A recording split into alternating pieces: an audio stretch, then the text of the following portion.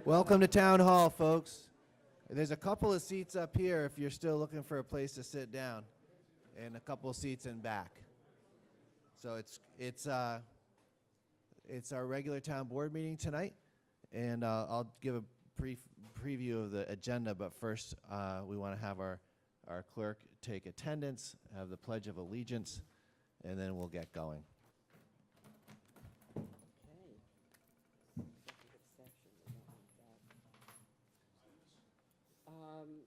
Supervisor Stewart. Here. Councilman Troy. He's actually walking in right now. Yes. Councilman Divney. Here. Councilman Valentine. Here. Councilman Batari. Here. I'd like to have everybody stand and begin the meeting with the Pledge of Allegiance to the flag. Esther Baitler, would you be good enough to begin the pledge? Pledge allegiance to the flag of the United States of America and to the republic for which it stands, one nation, under God, indivisible, with liberty and justice for all. Thank you for that, and it really was a. It's nice to have so many people in the room. Everybody saying the pledge at the same time. Just a couple of announcements. Our agenda has a couple of announcements.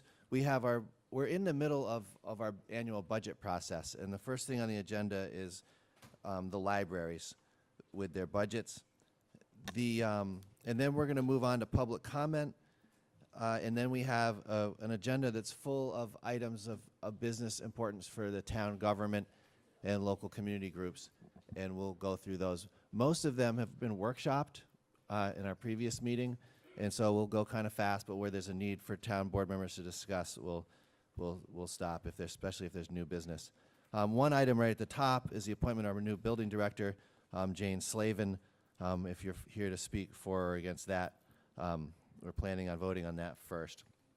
But in any case, let me just note a couple of important things going on. I mentioned the budget process. The agenda has a series of meetings published. There was an email newsletter today from a third party, not from the town, that incorrectly stated the Blauvelt Fire Protection District's public hearing, and it's not on the date that it was published, but it is happening on September 26th. There's also a need for volunteers for our first annual bike traffic count. If you're interested in helping with that, please contact my office. It's happening over the next week or so, part of a bike traffic planning study the town got a grant to conduct. The Orangetown Police Department's open house is coming up on the 16th, which is this weekend. It's a great event. It's wonderful. Bring family, bring kids. Check out the equipment and all the emergency service organizations that will be there, many of whom can use volunteers, and it's a great way of finding out how the town works. So please come out for the police open house on the 16th, that's Saturday at 11 o'clock. What else do I want to mention here? You could just read it, and you'll see there's a couple of things mentioned. And again, our first item tonight is our presentations by the libraries on their annual budgets as part of our budget work for this year. So without further ado, I'd like to invite the Blauvelt Library to briefly present. If you could just introduce yourselves for those of you folks who might not know you personally. It's good for them. Yeah. My name is Sal Pagnani. I'm a member of the Board of Trustees for the Blauvelt Free Library. With me today are Laura Grunberg, our director, who's up there handing out something, Tony Sellinger, another board member, and the board president, Kerry Beckman. Town Supervisor Stewart and members of the board, thanks for giving us the moment to speak to you today. We are here to respectfully request that the town of Orangetown hold our 2018 funding at 2017 levels, which was $720,000. But before proceeding with some of the detail, I want to thank the board for providing the library with a 2% increase in 2017. Just to give a quick lay of the land, you did get something earlier, a couple of pages. It had a cover letter. And then there was the first page after that is just some minutia detail on our spending historically, so you have it. Page 2 is kind of a summary of that page, and it'll also outline something about the reserves. and I'll go through that page 3 at some point during this discussion. So first, a few words regarding 2017. In 17, the library expects to spend overall $2.34 million. This is comprised of $804,000 of general operating expenses and an estimated $1.5 million on the long overdue renovation that began in earnest September of 2016. Details regarding that renovation are in the cover letter, some of the key points to that renovation. Funding for our 2017 spending included $720K from the Blauvelt taxpayers, $144K from the South Orangetown School District, miscellaneous grants and fine collection of $7K, and $1.47 million of our reserves that were used to help offset the renovation spending. Note that the 2017 South Orangetown School District increased its funding to the Hamlet libraries. For Blauvelt, our district funds increased by $100,000 in 2017, and that's from the school district. I also want to note that normalizing for spending on the renovation, our 2017 funding versus our estimated 2017 expenses should yield an estimated surplus of $68,000. And again, that's normalizing for the renovation and, of course, the extra $100,000 that came from the school district. The $804,000 in projected operating expenses for 17 is 5% over 2016.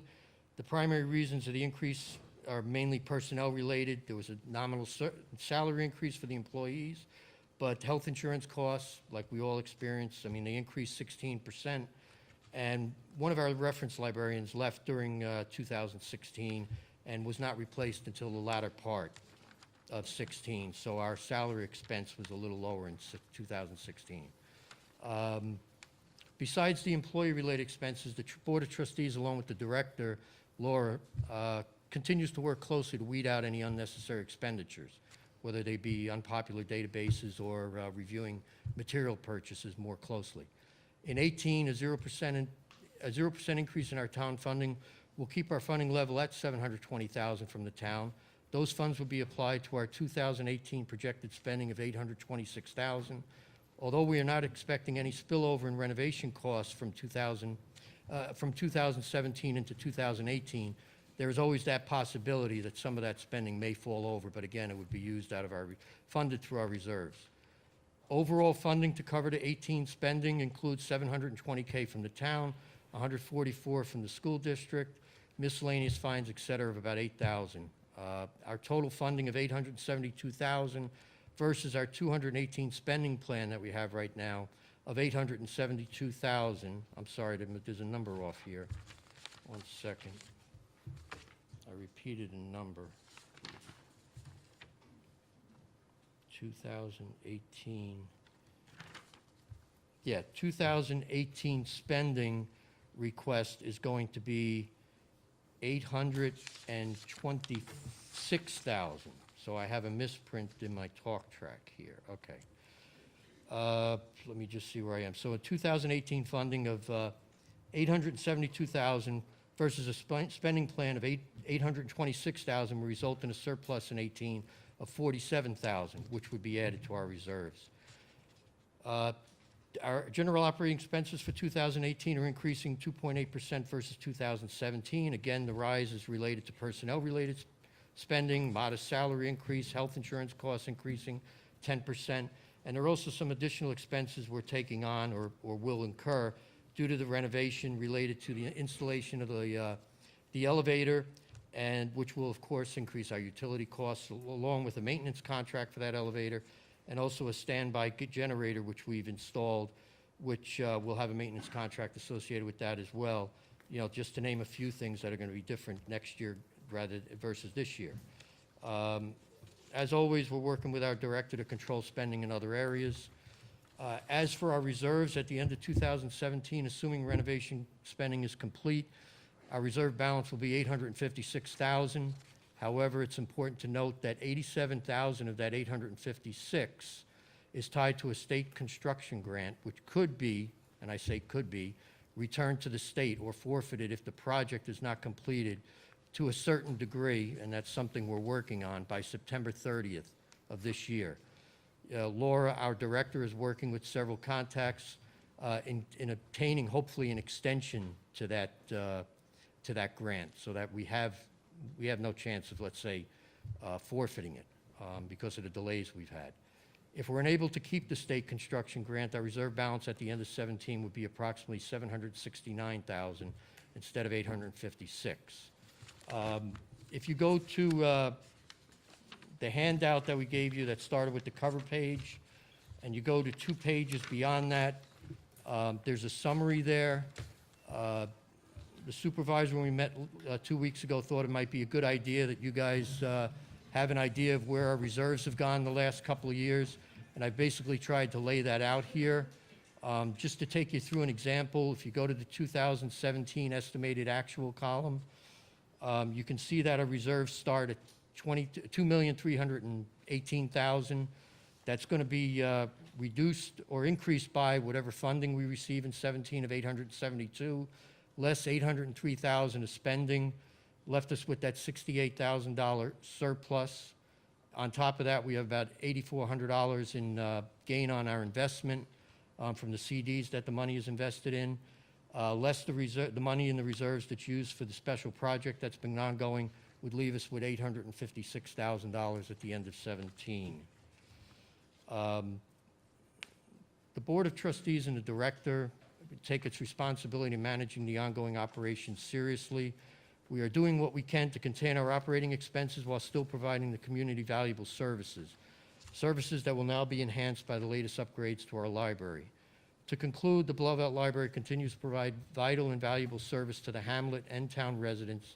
We continue to see ourselves as more than a repository for books and media. We continue to provide very popular and well-attended children's programs and provide many programs and educational opportunities for our senior patrons, and have helped coordinate community programs with the assistance of Friends of the Blowout Library.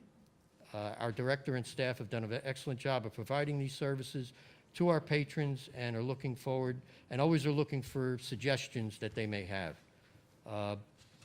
That's it for now. Please let us know if you have any questions regarding 17 or 18. Thank you, and I should note that- I also wanted to just point out that we've been at this about a year as of September 9th, and we have not closed 1 minute of that time for any services, so we have stayed open. Thank you for that. Any questions or anything? Just for folks to know, myself and our finance staff meet with each of the libraries and other special districts, ambulances and paramedics, and kind of workshop these budgets a bit. And then the groups present to the full board, and then we make determinations in the budget process.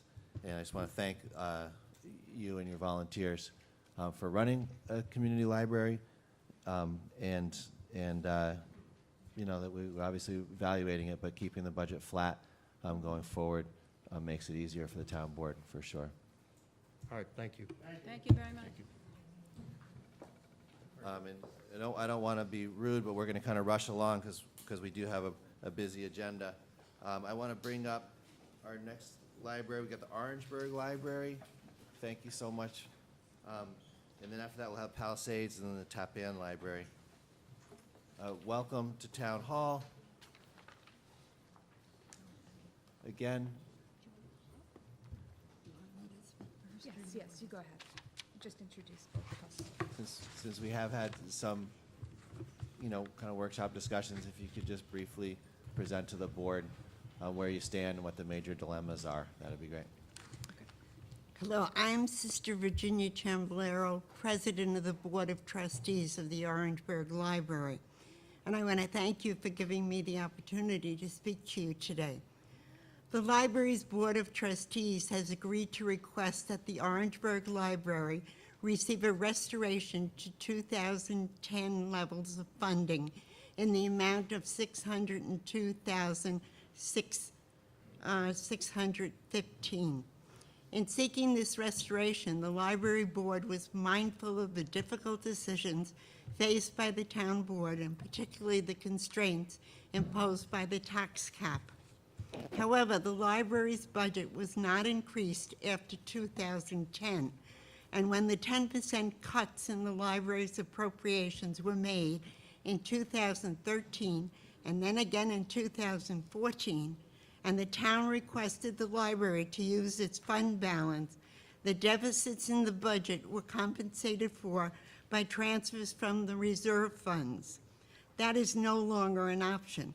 A restoration of previous funds for the coming year is absolutely essential if our library is to have any hope of remaining open to provide the quality services and programs which are relied on by your community. As the fund balance is now depleted, even the major cuts in library materials, hours, and services are unlikely to be enough to preserve the library. The restoration of 2010 levels represents the minimum amount necessary to operate the library. We are currently operating with the funding levels we had in 2006, and the costs, especially of healthcare, have skyrocketed since then. We made cuts to materials, hours, and service budgets over the past year, and the Board of Trustees has tabled a decision on further reducing hours and cutting other budget lines pending the final decision of the town board. But we have been informed by our auditors that even cutting hours down to 35 may not be enough to keep the library open now that we have no reserve to fall back on. 35 hours is the minimum required by the state minimum standards in order for the library to retain its charter. Orangeburg Library is still a vibrant cultural center and information resource. We have 2,467 cardholders, and that number doesn't include any of the other Orangetown residents with cards from other libraries that use our resources. We have, due to the fundraising efforts of the Friends, museum passes to the Intrepid, Museum of Natural History, Stanford Museum, Storm King Art Center, and now new passes to the Edward Hopper House and the Brooklyn Botanical Garden. We now have Flipster, an online resource for magazines, and Tutor.com, a homework help program allowing students of all ages to connect with live experts in more than 40 subjects. We provide outreach and delivery services to communities who may not make it to the library easily, such as the Dominican Sisters of Spark Hill and the students and the residents of Thorpe Village and Dowling Gardens. We get regular requests for job search help, resume and cover letter writing, and many more. There were 4,536 visitors in August, 799 attendees at our summer reading programs, and 750 attendees at our adult programs. These programs, this summer we had 40% more children register for the summer reading program than last year, and 57% more teens took part. As of yet, these programs have been unaffected by cuts to library hours, but any additional cuts will have a negative impact.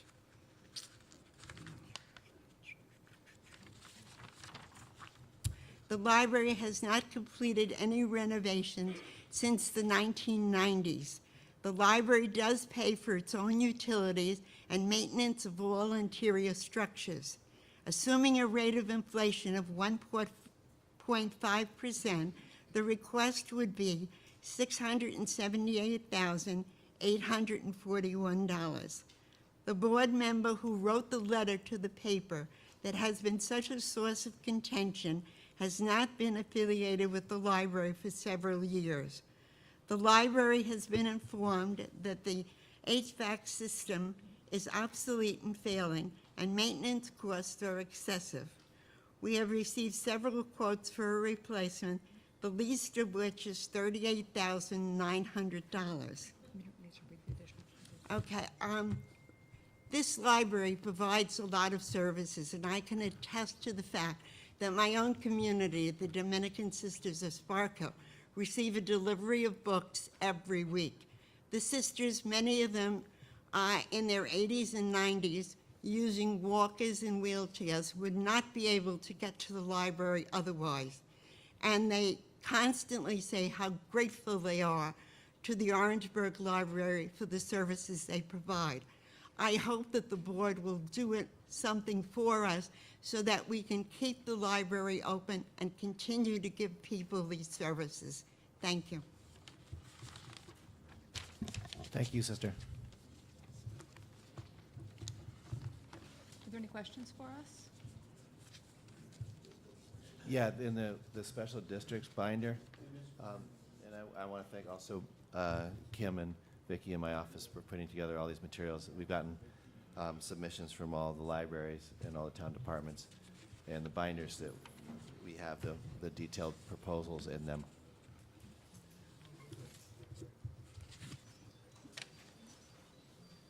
Excuse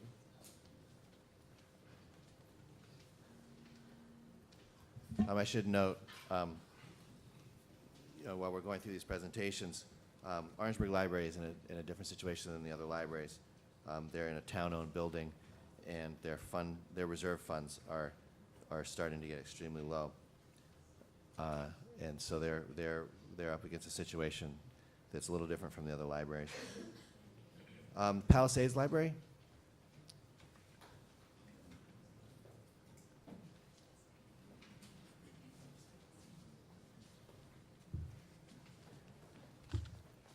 Welcome. Good evening. Members of the board, Supervisor Stewart, thank you for giving us the time tonight to discuss. My name is Christopher Kework. I'm the treasurer of the library, and I know time is brief here, so I'll be quick. The Palisades Library offers numerous programs, just like the rest of the libraries in the area, that are, I think, invaluable to the community. Just quickly, for the seniors, there are programs like a daily Mahjong program or foreign language classes. For children, obviously, many, many programs. Most notably, and personal to me, is a summer reading program. My kids participate in that, and I know that keeps them motivated and entertained during the summer, so we find it invaluable in my household. As we all know, to pay for all these programs and the day-to-day operations, we need funding from the town. And in trying to keep in track, both the board and the director have been very prudent in balancing both the desires and needs of the community while trying to keep those costs in check. For 2018, we are projecting total expenses of $493,000. That's up approximately 3% from the 2017 budget. So for 2018, the Palisades Library is requesting funding of $381,768 from the town. That's a 0% increase from 2017. We're thankful for the 2% increase we did receive in 2017. In addition to that, with the school vote last year, the Palisades Library received an additional $23K of funding starting in the 2017 tax year, which will partially offset the increase in expenses I just walked you through. That, in addition to approximately $20K of reduction in donations and grants we're forecasting for 2018, we believe the library will have to eat into about $25K of our reserve balance, which still healthy. Net of restricted cash, that is cash we have set aside for capital projects, is about $147,000, or about 30% of our operating budget. The board and the library wants to obviously thank the town for their continued support, and we'll keep doing our job to try to keep the expenses in check. Thank you, sir. Thank you. Questions? All right. Thank you. If we could have the Tappan Library rally.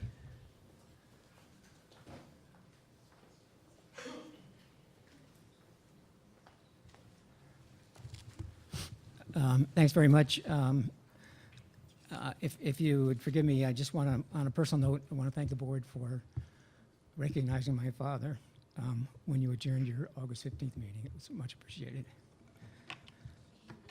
What I'd like to do is talk through the...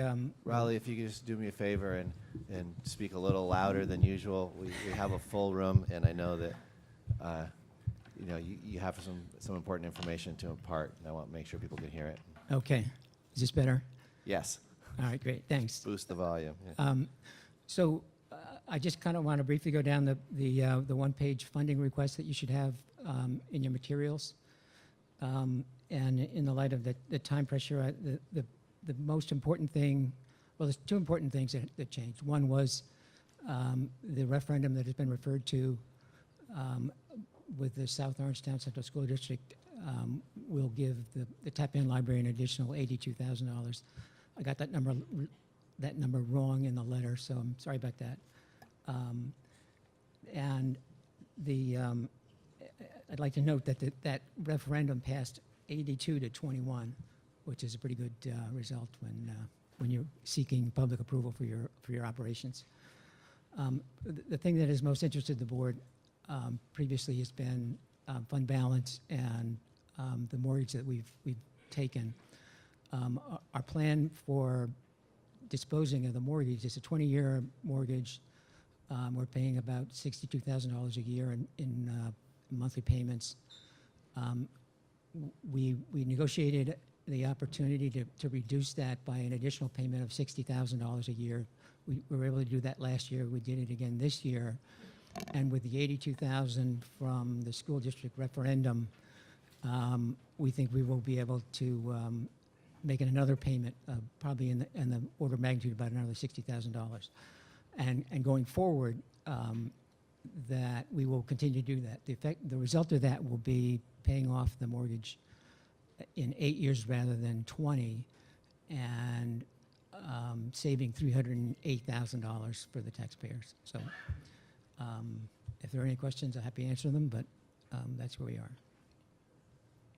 So I don't know if everybody could hear that, but this year is a little different with the library budgets because there was a referendum and the school district is chipping in more than in past years. That number hasn't moved a lot at all for many years. So each of the Right. libraries is talking to the board a bit about how that affects their budget. In this case, you're proposing to use that to pay down your mortgage Right, rather than just putting it towards operating expenses, right, which of course will save money in the long run on interest charges. right.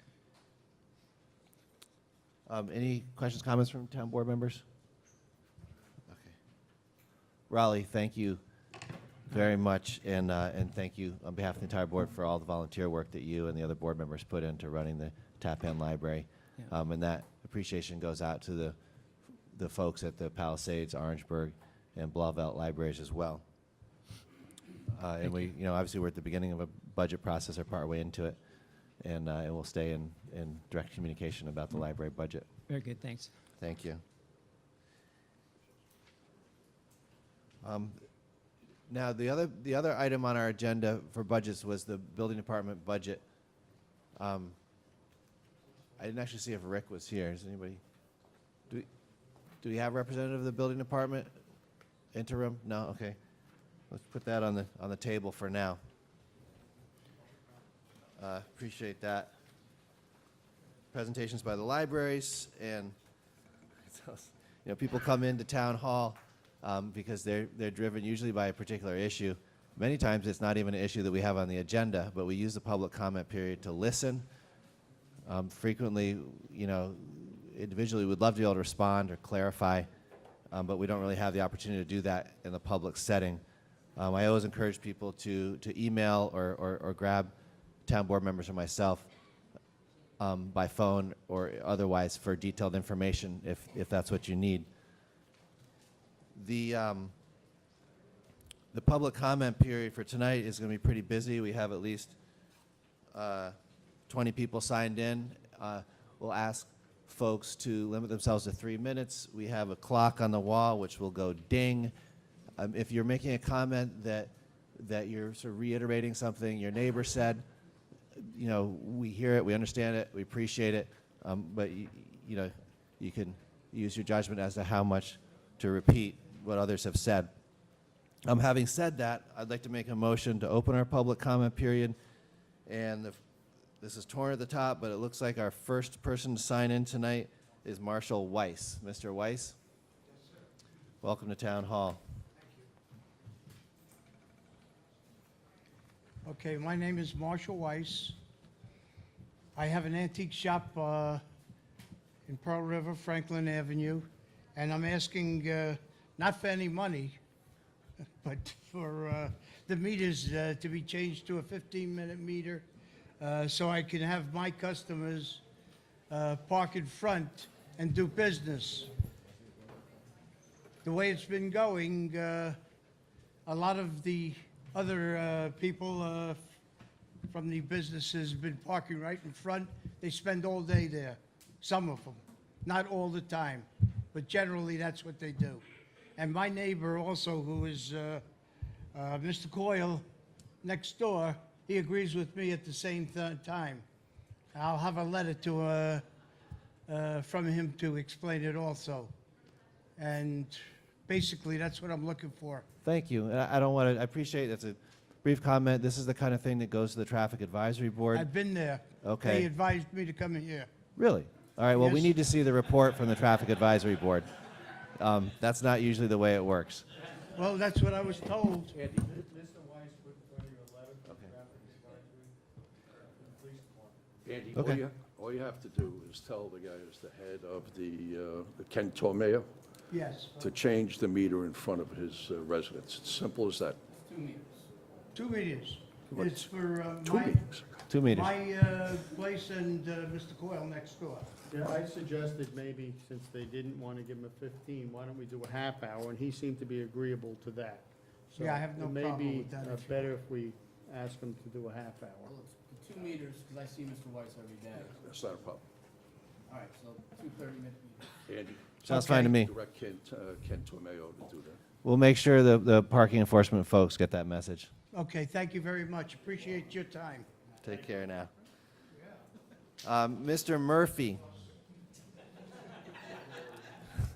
If only all town issues and concerns were so easy to resolve. Mr. Murphy?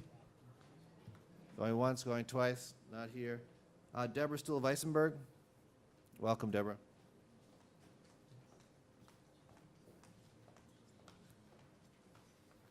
Good evening.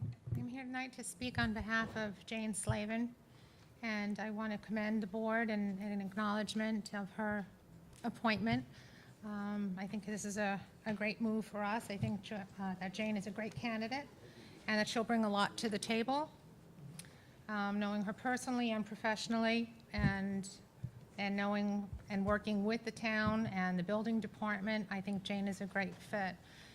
Besides what her credentials are, I think being a businesswoman and running her own business is really going to bring a lot of people skills and things that you just don't find on paper, but is probably more valuable than some of the things we will find on paper on a daily basis. So I want to thank you. I look forward to working with Jane, and that's it. Thank you very much for that comment. Wow.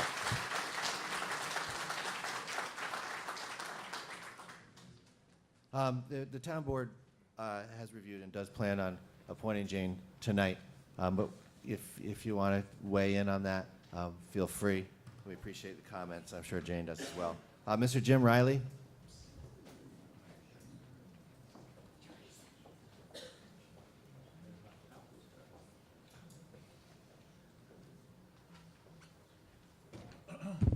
Good evening, gentlemen, Ms. Madigan. I hope all of you are well.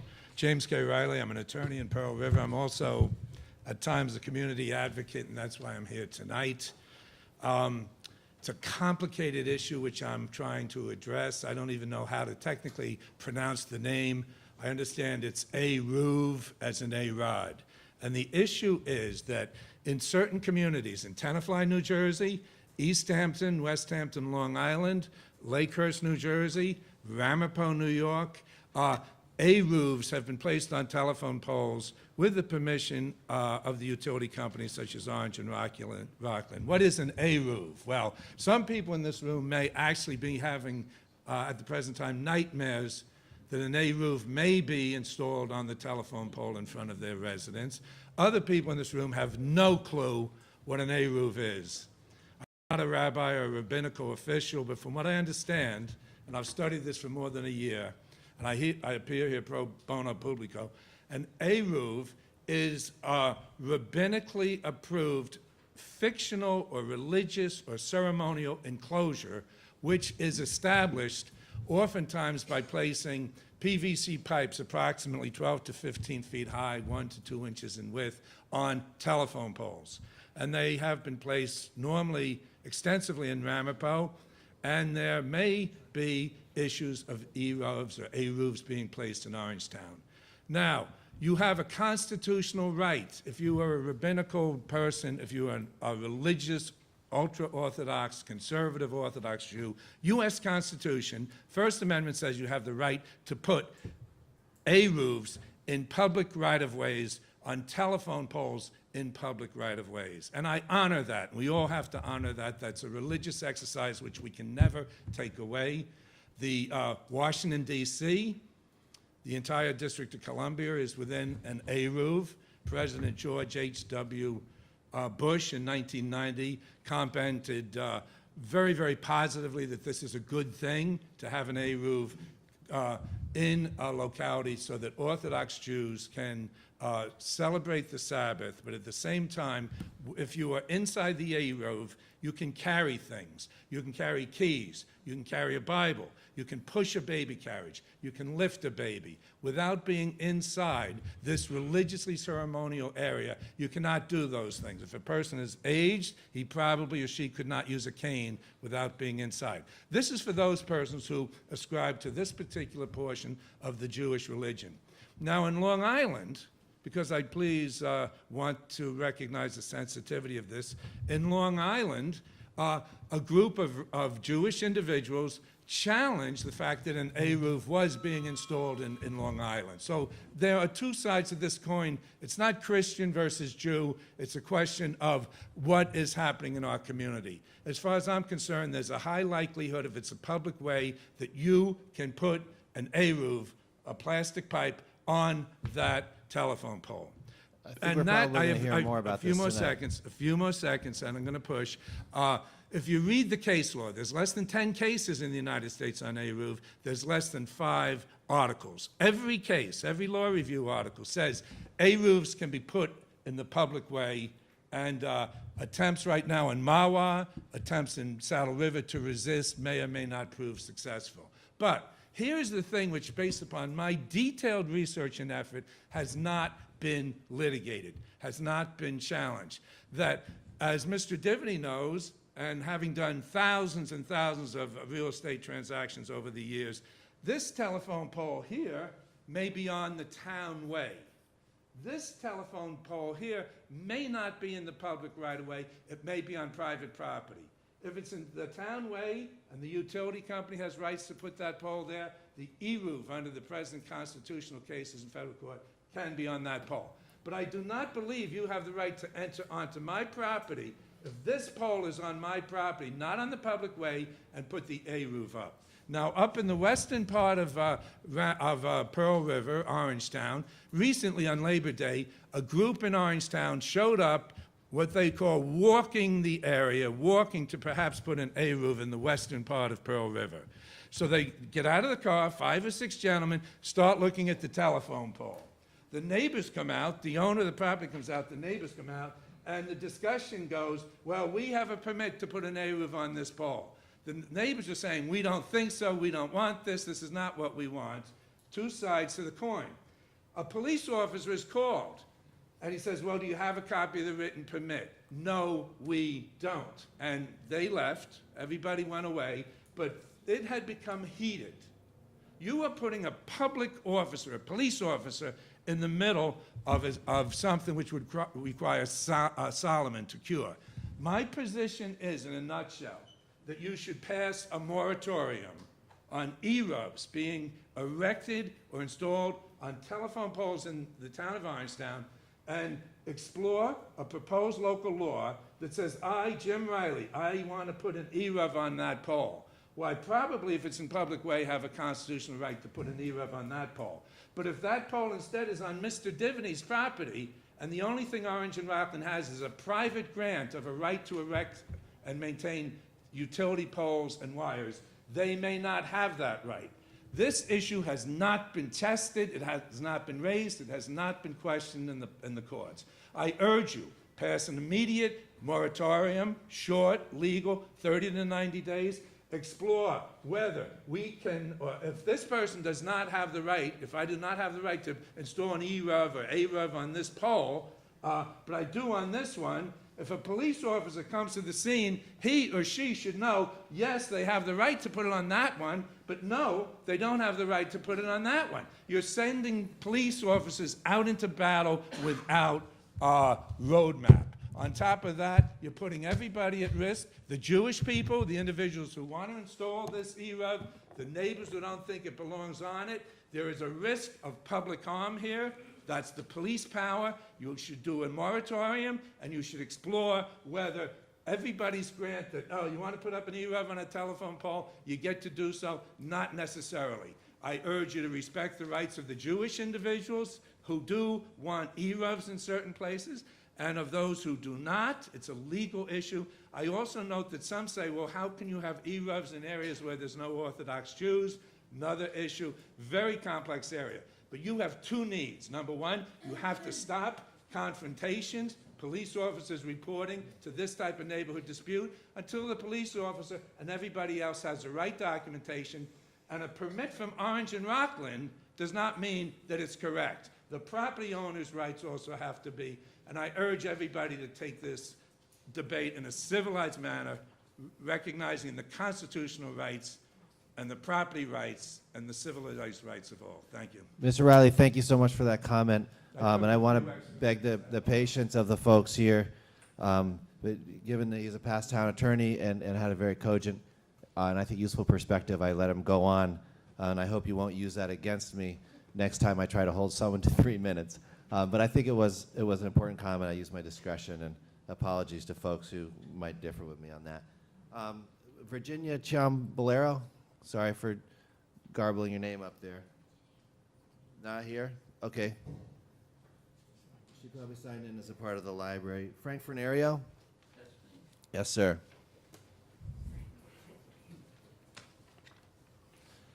Frank's got to stick to 3 minutes. You're using my time up, but you know, I bought a house 62 years ago, and I'm still living in the same street, the same 100 homes. And my last public comment, I raised 3 questions. None of them were answered, which didn't surprise me. And I want to just continue on what I raised, which should have shocked everybody in the town. We were getting a new equalization rate, which, by the way, would have raised everybody's taxable value by 15%, no matter where you live, no matter what the house was. I thought that was inappropriate at the time, particularly that the assessor and the town board was not aware of it, or if they were, it was a secret, and they didn't take any action. The only thing I have seen since then, I've seen the assessor and his associate come in the first round. He said, oh, it only affects the Nanuet School District properties in Orangetown. False. I knew it, and he knew it. The next time he came in, he did it properly. He explained that the change of an equalization rate affects every level of taxes in the town, whether it be libraries, county taxes, town taxes, school taxes. All taxes are affected by it. Now, that happened, and all I'm saying is right now, we were told, in fact, a town board member mentioned to me, we got a great deal. We got it cut in half. Well, cutting in half, which means it's now, instead of dropping to the equalization to 14, it's going to be 17.25. Well, just to show you, and I did indicate the press, I want to repeat, I have over 50 years of valuation experience. I don't know anybody that has equal to that, and that's from all the way from county assignments all the way up to the 9th Judicial District. So this year I put in my grievance, but not myself. I gave it to one of those tax professionals, and just to show you the inequalities in judgment, they wound up and they got me a reduction in my taxable value of $25,000. Guess what happens? They just put in the great deal equalization rate, which increased my assessment by $20,000. So I'm almost standing still. And next year, I can guarantee, nobody's told me different, that the assessment that did not put the equalization rate this year will be taxed to us next year. That means that'll be another 7%. And just for the record, if the town board's interested, there's an RAR. Look at the RAR, and I know that verifies that the equalization rate that they came up with originally, 0.44, is correct. And if you check it out, the new RAR for this year is 0.44. So next year, welcome, you'll have another tax increase. Thank you, sir. I hope the board does something, and we can have my six seconds. Michael Mariano? Mr. Mariano? How you doing?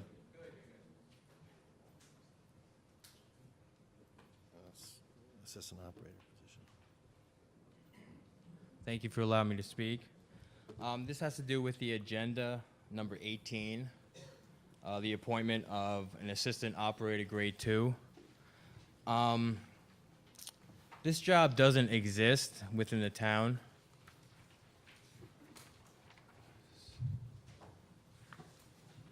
It does not exist within the town. It should be reposted, and it should be an assistant plant operator 2. That is the job currently held by the employees where this gentleman will eventually work. The job specs for an operator 2 and assistant plant operator 2 are totally different specs. The employees now at the sewer department are, like I said, assistant plant operators 2. If you guys want to see the job specs, they're very different. So what we recommend is that this job does not be voted on tonight, and it should be reposted as an assistant plant operator 2, which will be posted for 14 days. Thank you. Thank you. Our staff doesn't necessarily agree with you on that, but when we get to the item, we'll discuss it. All right? Thank you. Thanks. Kenyatta Ariata?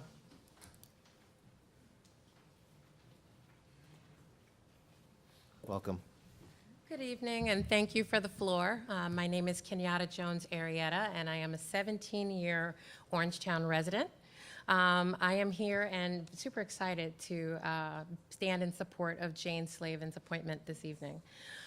We met for the first time 15 years ago when I inherited plans for the first house that we bought, and have since become colleagues.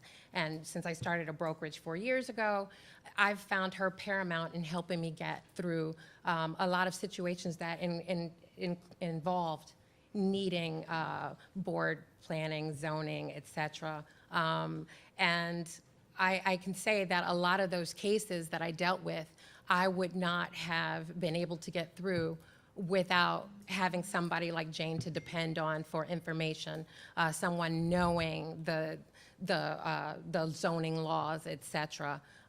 She is absolutely amazing, and I am super excited for her. Thank you. Thank you, Kenyatta.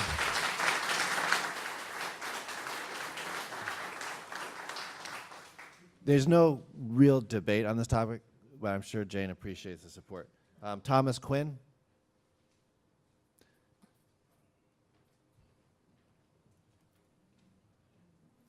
Thank you, Mr. Supervisor, Town Board. I came here to speak on the same subject. I can't possibly add to what the two ladies before me said. So just move ahead. Let's get into the future. Thank you. Thanks, Mr. Quinn.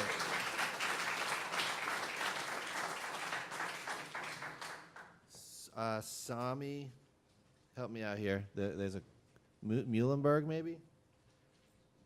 Sorry. It's definitely not the penmanship of my second grade teacher who taught us. I'm gonna skip that one. Chris Day. Chris, you here? Okay.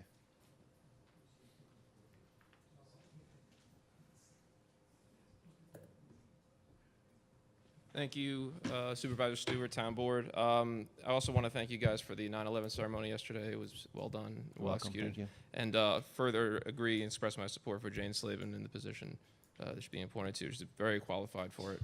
I'm here specifically to address the concerns regarding signage in the public rights-of-ways and utility poles. It's a very sensitive subject, as we know. Courts and future generations will judge us on what's said here. So I would ask anyone else who intends to speak on this to make sure that their remarks are made with that in mind. There's been several proposals, one of which was just made today, that could address certain concerns. However, most of them run into serious issues. One proposal was burying telephone pole lines. That's an expensive long-term process that may not be feasible. But we have to do what we can now to make sure the laws are written properly to be the most defensible position. I was in the Army. We were taught to find the best available defensible position, not the perfect one.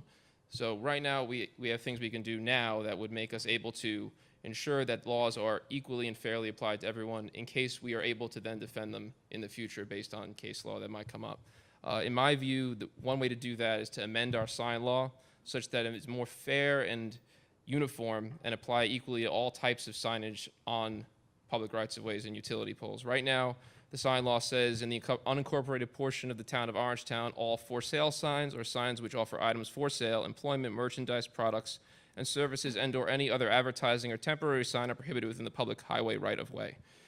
So if we change this section so it says in all the unincorporated to Orangetown stuff and just say all signs and signage other than those specifically authorized by town code are prohibited in the public right-of-way to include utility poles, that would be the first step. The second step would be to redefine what constitutes a sign. There is no specific definition. Instead, it rattles off several different examples. So what we would add is a definitional section saying a sign shall be defined as any object of any material designed to convey a message to any observer, whether through such object's existence or a specific message inscribed on it. So a sign would be something that, because it's there, has a message, or because you wrote something. It doesn't have to have something written on it. It could just convey a message from its existence.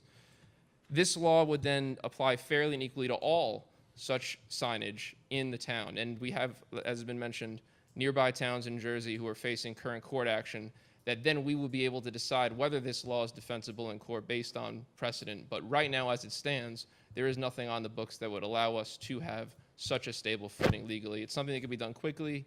It's something that can be done fairly and not target anyone in particular. And I think it would address many concerns people in this town have right now. So again, thank you for your time, and thank you again for yesterday's ceremony. Thank you. Esther Baitler.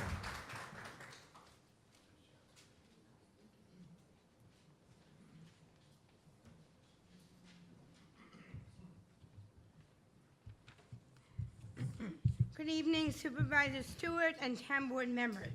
My name is Esther Baitler, and I'm here to ask all of you not to cut people off when they're speaking. They have every right to speak on important issues that matter to them. I find it that it's really unfair that it's down to 3 minutes. I think that should be changed to a minimum of 10. Okay. I'd also like to speak about, I really feel that people should get a truck from the highway department and bring over the bus shelters that are over at Rockland Psychiatric Center. I don't think this needs a lot of attention. We're not waiting 5 or 6 years to get bus shelters. This is a matter of safety. I've been here time and time again. As you all know, I speak up for all the consumers that live at Kathy Lucan's Living Center. And they keep asking me what is going on, why we haven't gotten any action. It's really not fair. All the other towns have it. Why can't we? I want my name on it, saying Esther Ann Baitler's Way. Because without me, there wouldn't be a venture like we have. We are a family. None of you know what venture means. As Kathy Lucan used to say, united we stand, divided we fall. But I'm not going to let myself down when I feel that the need of bus shelters is important. What is going to be done to get these bus shelters from Rockland Psych to Route 340? You have all kinds of trucks sitting. Highway Department, nothing's been done about it. I'm asking you to move on this. I've had to call Sue Myers at the county and other people like Ellen Jaffe. But I need you guys' help to get us our bus shelters. I think that you guys should really move on this and speed it up. You don't need a guy to sign a contract. But I do need you guys to really move on this issue. Now, not later. Thank you, Esther. And Dennis Troy agrees with me. Finally. When you also have a workshop, you should have a longer agenda so people don't have to sit and listen to things being repeated over and over again. It's ridiculous. Thank you for your Thank you. recommendations.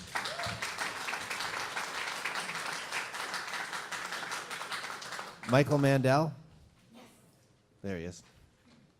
Thank you, Esther.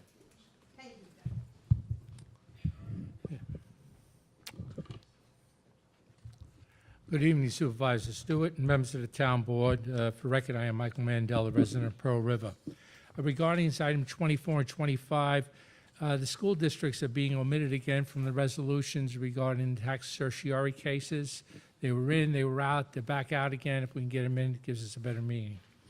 At the last Town Board meeting on August 15th, I stated that in my opinion, new director of the building department should be an engineer, and that if anyone had worked with any of the candidates, they should recuse themselves. As a result, Councilman Valentine inferred I was part of some group that constantly attacks the board. I've been attending meetings for over 13 years and have never been accused of being part of a group that only attacks. My comments are my own and not dictated by others.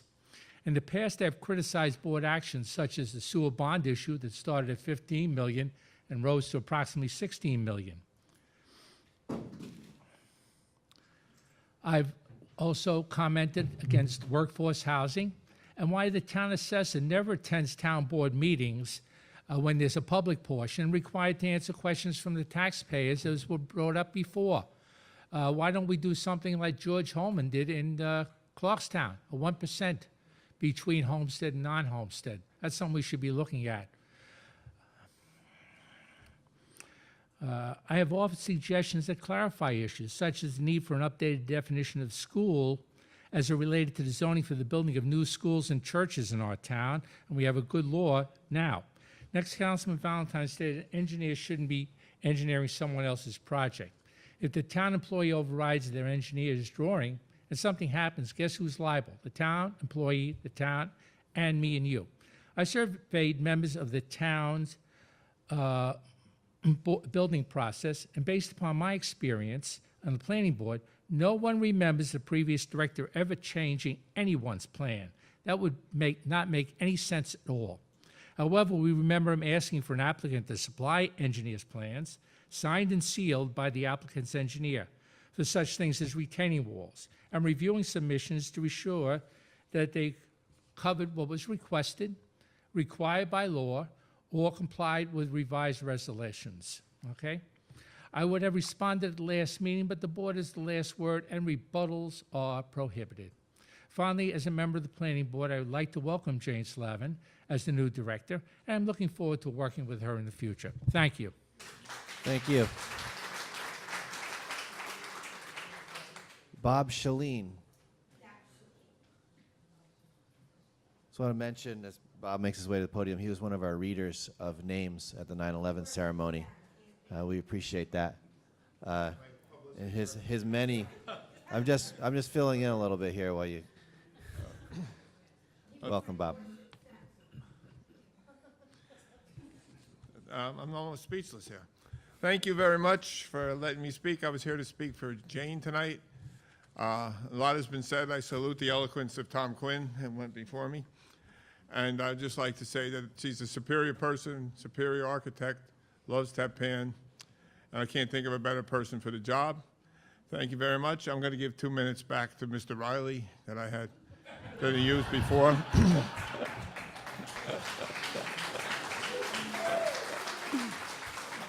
And I'd just like to say I was never prouder of Orangetown than I was yesterday. A tremendous service.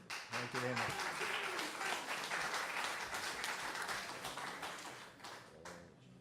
Amy Pritchett. Amy, are you here? Yes.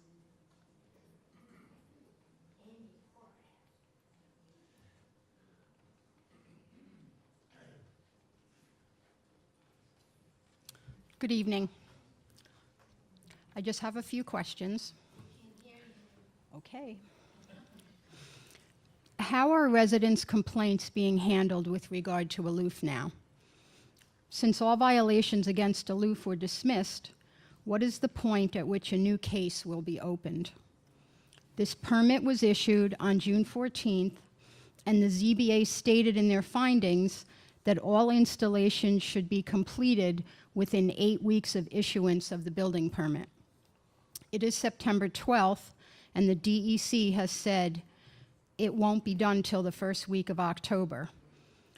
I'd like to know why they needed an additional 7 weeks, and that's estimate because we don't really know if it's going to be done the beginning of October. And just a general question about the zoning and codes and such. What is considered a public nuisance? How many people have to complain to consider it a nuisance? Thanks.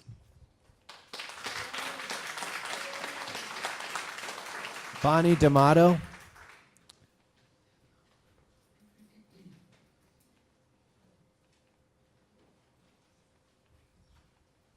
I apologize, I don't have a voice. I'm sick. All right, just stay near the microphone. I really... Thanks, Esther. All right, my name is Bonnie D'Amato, and I live in Orangeburg, and it's come to my attention that Orangetown residents are responsible to repair the waste line from the property line to the town's property line to the main in the street. So my question is, why am I responsible for the waste line that's on your property? Doesn't my taxes pay for this? When the house was first built, the town of Orangetown mandated for the Orangeburg pipe to go in. The cost for this is going to be anywhere from $9,000 to $25,000 for me to replace this pipe. So I'm just wondering why the burden's on the resident and not the town when it's on town property. Thank you. You're welcome. Pete Byrne.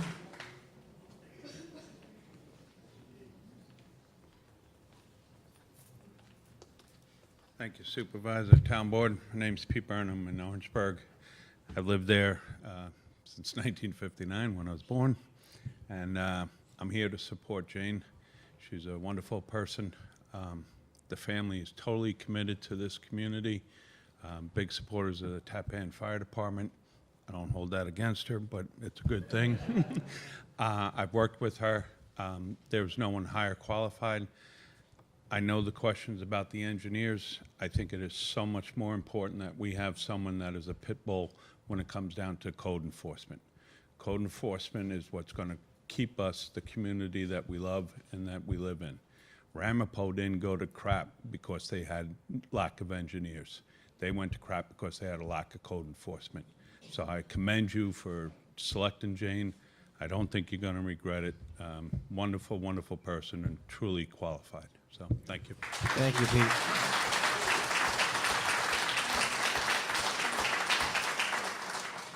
Christoph Wittick.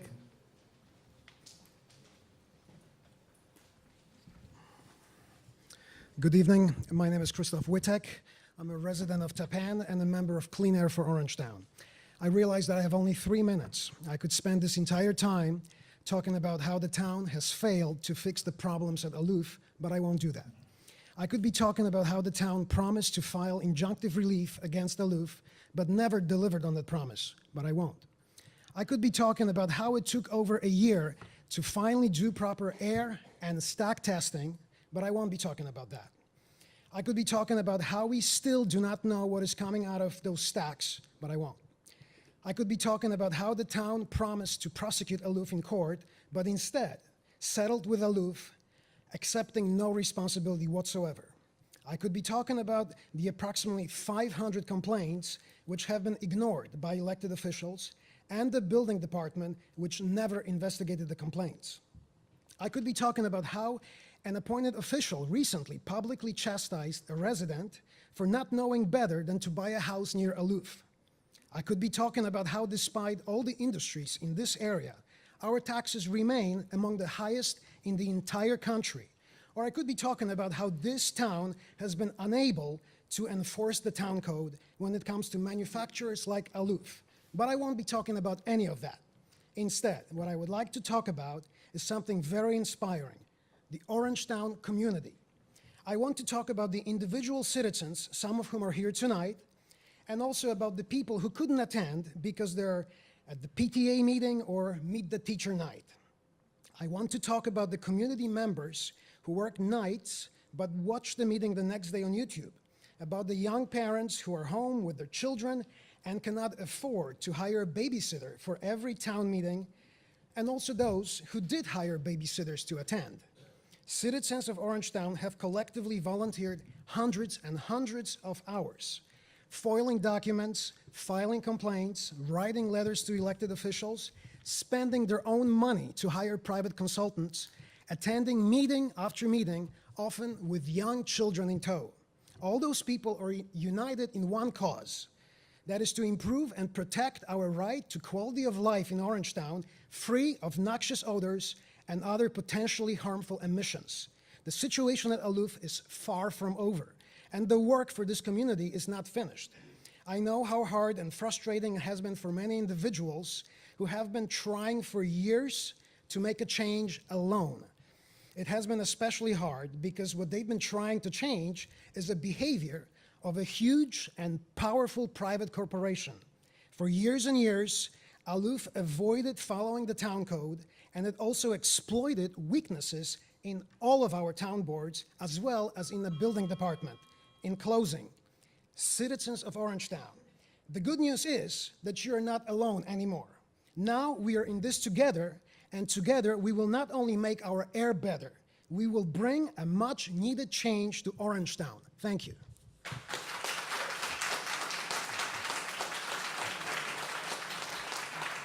Robert Dell.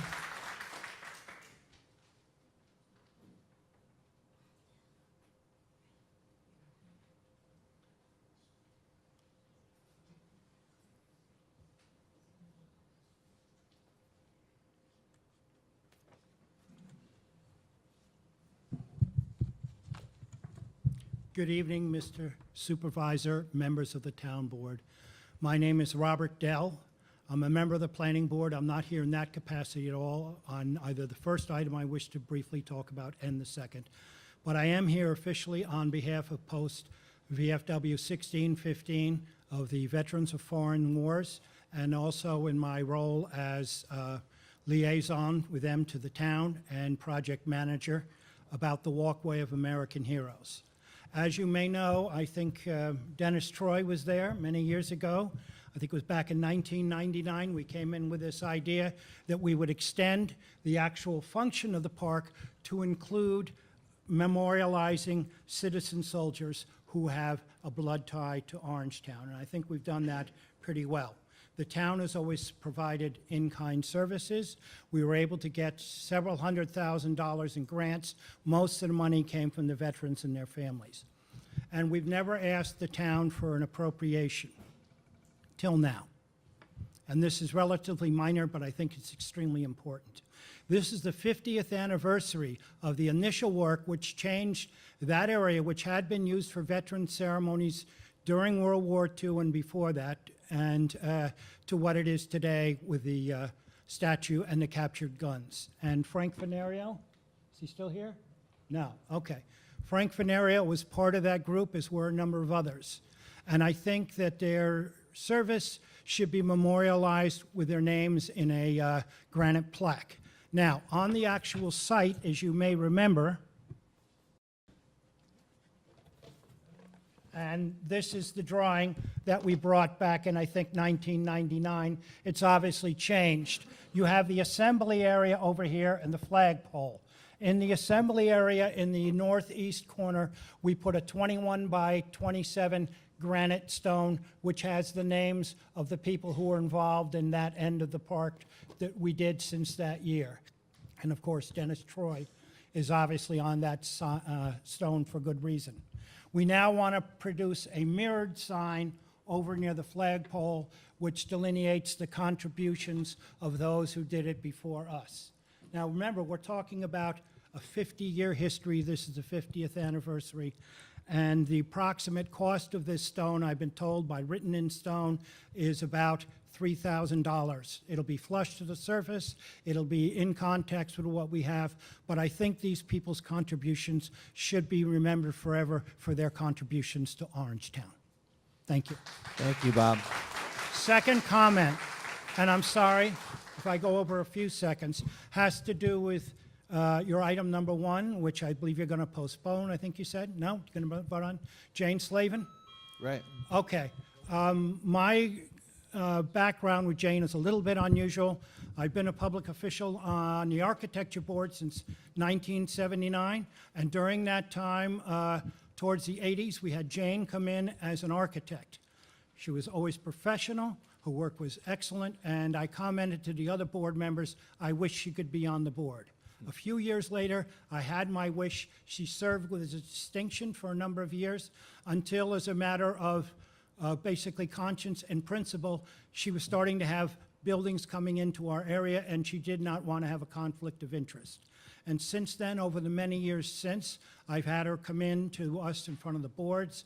I found her to be a person of extreme integrity, extreme ability, a wonderful, caring person, a good member of the community, and I look forward to working with her in the future. Thank you. Thank you for that.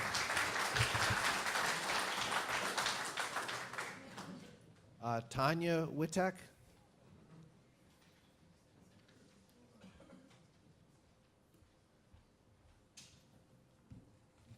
Good evening. My name is Tanya Witek, and I'm a resident of Tapan. I'm glad that I'm able to attend this meeting this evening as Jane Slavin is welcomed into her new position in the building department. I don't know her personally, but she's obviously a very well-respected member of the community, and I believe that this position creates the opportunity for her to begin the much-needed change in the building department. We should all learn from what has been exposed by the ongoing Aloof saga. Aloof was mishandled for decades. The out-of-control growth, many open permits, no oversight of maintenance records, retroactive approvals of equipment, and a total inability to enforce the town code. The fact that this factory continues to spew these fumes into our community as they are given years to fix their problems is unacceptable. As we were told by members of this board over a year ago, this is a process and it takes time. Be patient. Well, we're still going through that process. It's taken too much time, and so far it's failed the community. But as bad as Aloof is, it is not the only manufacturing facility operating in Orangetown which requires an air permit. There are other major manufacturers in Orangetown. Some of the biggest polluters in Rockland County call Orangetown home. No one was watching Aloof for years. Aloof knew that no one was watching them, and I believe that other manufacturers here know when there is no oversight. Something that haunts me is the thought of the many manufacturers in other parts of town who may not be as smelly as Aloof, but it does not mean that they're not dangerous.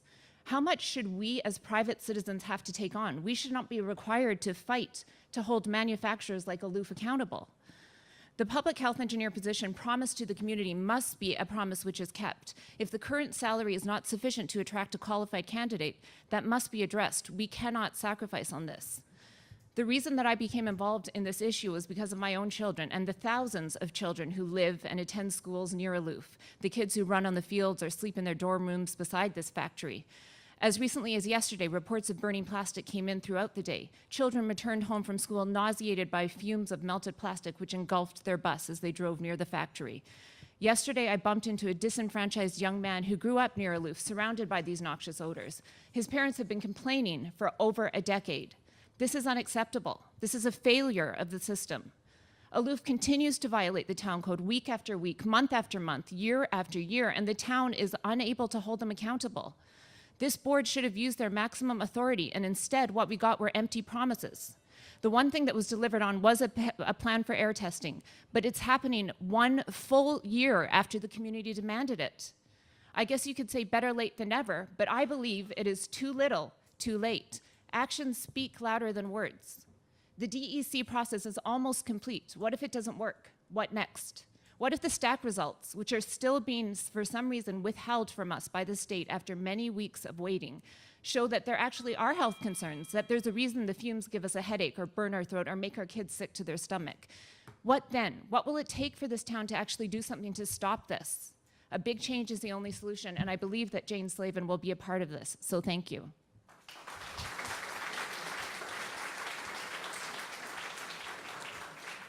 John Buckley, please.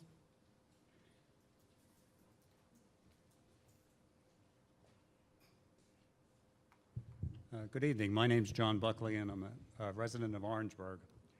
I'm here tonight to support the Orangeburg Library's budget request for 2018. While I had been a member of the library's Board of Trustees for 4 years, I am no longer on that board, so tonight I speak as an Orangetown resident. The Orangeburg Library clearly is in a desperate financial situation. I believe that this is the inevitable result of the town board's 10% library budget cuts in each of the years 2013 and 2014. Those cuts were made with the goal of having the library spend down its cash reserve fund. That goal has been accomplished, but the library will soon run out of money. While I don't believe that the town board intended to cause the library's closing, I do believe that the budget cuts have put the preservation of the library and its long-term financial health in serious peril. To me, library services are essential components of our town, right behind the police and fire departments, emergency services, and the highway department.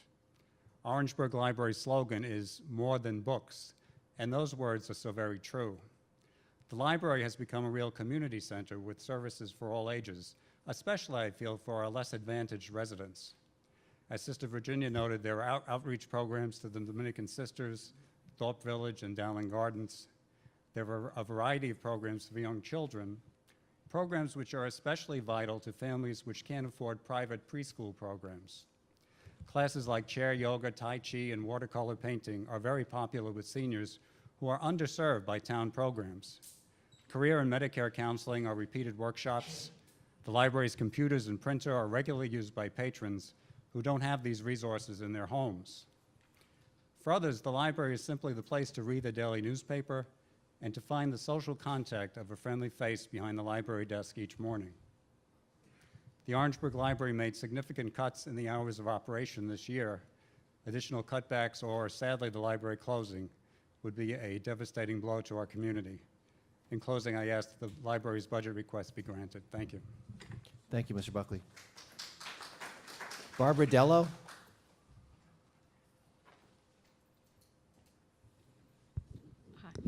I would like the board to ask the board to consider the needs of our town senior and frail residents in the upcoming budget.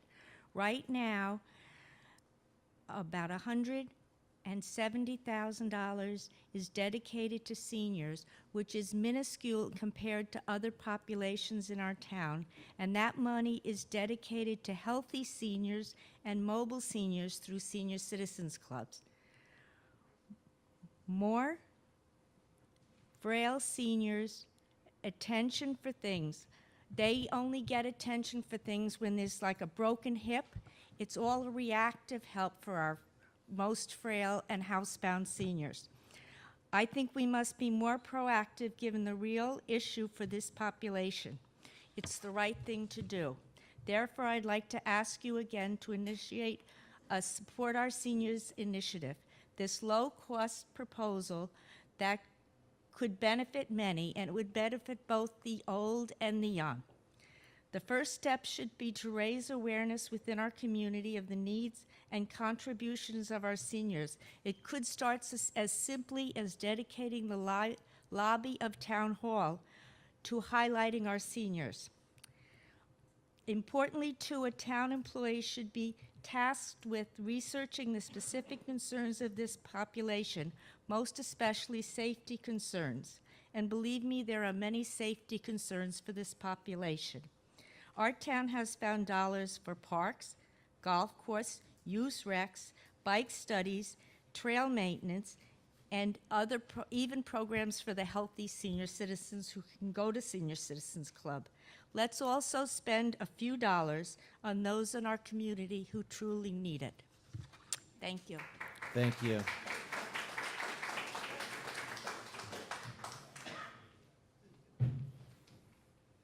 At this time, we traditionally ask by raise of hands if there's anybody else here who would like to speak before we get into the town's lengthy agenda for the night. Mr. Kleiner?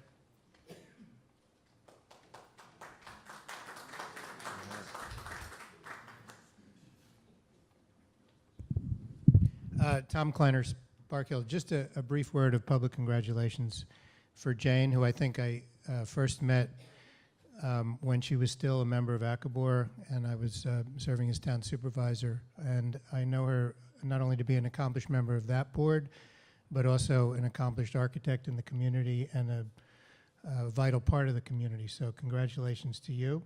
And I just want to say, for those who came out to support. I'm sure Jane is gratified by this show of support, quite unusual for a town department head to get that kind of community involvement at the time of appointment. But I just want to point out one thing, as I mentioned in a letter about this a few months ago before the town board engaged in its process of selection. This is such a huge job. It's unusually huge for Orangetown because unlike other towns, we don't have Orangetown doesn't have a whole bunch of people underneath whoever the director is.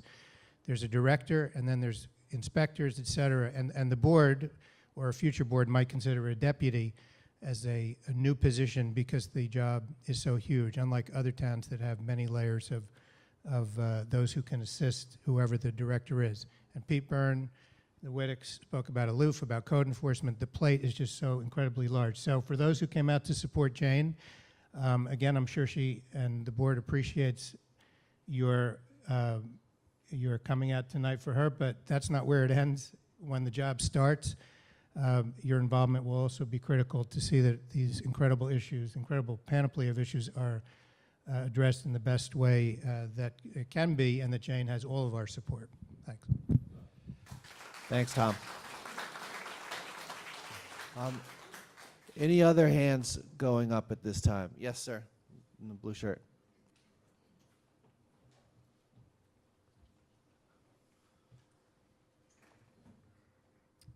Members of the board, Mr. Supervisor, Dimitri Lattis of Piermont. And listening to the comments today about Jen Slavin, I'm very encouraged that we're going to have an excellent appointment to the buildings department. One thing that struck me was Mr. Dell's comment regarding the ethical dilemma that she faced when bringing business into the area and being on a board that would put her in a position of making decisions regarding some of that business. And what troubled me from the last meeting, Mr. Valentine, was the dismissive tone towards another excellent member of our community who also raised a similar ethical dilemma that the board places itself in when you're in a position to make decisions in an industry where you're very much involved and where the players are very well known to you, and there may be even the appearance of misconduct. And so that kind of ethical dilemma is something that I would encourage you to take very, very seriously instead of dismissing it with a comment along the lines of, don't question my judgment, okay? Your judgment is what we all depend on, all of you, to make sound decisions on behalf of everybody here with regards to protecting us from corporations whose profit motive have steered them astray and who are polluting our town. I met beautiful people here years ago with the Stop Analytech movement who dedicated hours and hours, days and days, years of time to put an end to what was a criminal situation of an industrial plant going in feet away from a residential area where children play. And here we have a similar situation not too long afterwards. And yet I would ask you, have you passed the necessary laws to protect us after we were all here years ago? And the answer, I think, is no. And for that, I'd say you failed us. You failed these people. You failed us all. That situation of we need stronger code, we need better laws, we need better enforcement. There were, at the time, other excuses of, well, it's not us, it's the planning board, it's not us, it's the zoning board, or we don't have the code, if we pass the code now, we'll get sued. What happened since? How have we been protected by you since? I think the answer is that you failed us. And the fact that all these people are here today asking for very similar things is questioning the judgment, and when there is an appearance even of conflict of interest, that should be dismissed with a simple recusal. I've seen Mr. Mandel recuse himself from situations like that We just heard about an example of Ms. Slavin recusing herself. That, to me, is ethical conduct. Thank And you. that is what we asked for. Thank you, Dimitri.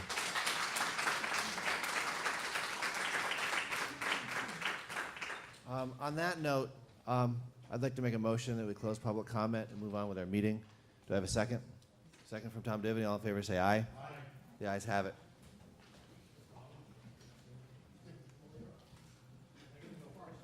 You can go first, Paul, if you want. Okay, sure. My comments are going to be basically about what I said to Michael Mandel last meeting. And I apologize to Michael for that personally, and I'm apologizing to you again publicly. But I want to clarify a few things. You know, you sit up here week after week, and I don't ever get angry when someone questions a judgment that I made. But when you question my character, which I don't think Mike did, I may have taken it out of context, it gets hard to control your emotions. So I let my emotions get the best of me for one sentence, because after that one sentence, I then explained to Michael why my feelings were that an architect or someone who knows the code are equally as important as an engineer.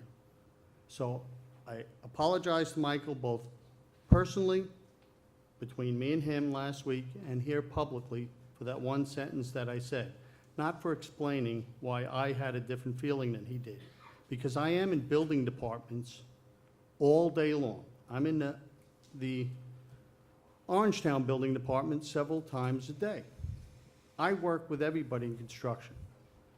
If all of us recused ourselves every time a town of this size, something happened in the town, we'd be recusing ourselves almost on every single issue. So I pride myself on doing what's best in the town. And I take my job very, very seriously. I will not compromise my position for personal gain. I know Jane professionally. And I think that's an asset, not a detractor. Because I know the quality of the person she is. I know the quality of the work she does. I know the quality of her character. If we got an application from somebody from California because we did a nationwide search, I'm not sure they would know the challenges facing Orangetown. And I'm not sure that since they didn't raise their family here, since they haven't been a part of the fabric of this community, that they would put those challenges of the community above all else. I have confidence that Jane will do that. So I am not recusing myself on Jane because I don't think it compromises my position in any way because I know her or I work with her professionally. And I don't think I should be asked to recuse myself for that matter. I think it's a bonus that I can tell you firsthand that I know the quality of this woman. And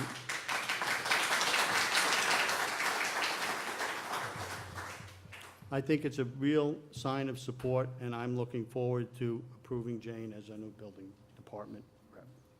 Okay, I'll go. Before I talk about Jane, questions on what the town has been doing recently regarding the roof. Well, we funded the public health engineer. We had limited applicants, but now I was on the phone with Joe the last couple of days. There's two pretty qualified applicants. We're sending their qualifications up to the county personnel. Hopefully they'll approve one or two of these candidates. We'll interview them, and hopefully we'll be able to fill that position sooner rather than later. As far as we started doing odor samples around the Aloof factory. I was on the phone with Melita today from TRC, who's in charge of doing the analysis of that data. She said she's just waiting on one more test back, and we should have that sometime early next week. As far as what we're doing regarding changing the laws, tonight I have an amendment to a local law that I've been working on for the last couple months with Denise Sullivan, who did a lot of work on it, and Rob Magrino, which increases the fine for multiple and repeat offenders and corporate offenders, raising fines for corporate offenders to a maximum of $60,000 per week on their third violation. So I do take the Aloof issue seriously. And finally, we got Jane here tonight. Jane, great character, lives in the town, knows what concerns this town, knows the other towns, knows what we're concerned about with the other towns. I called her today because she was getting an appointment tonight, asking her questions already regarding codes and ADA compliance. She had the answers right there, and she goes, but Tom, I don't start working until October 4th. I was like, all right, well, you're starting early because I need these answers. That's the kind of person Jane Slavin is. She knows the codes, she knows the people. She's a lifetime resident, and she's gonna do an excellent job and excel in this position. And we're lucky that she's taken the pay cut to work for us and do our work and make this a better place to live. And Jane, thank you so much.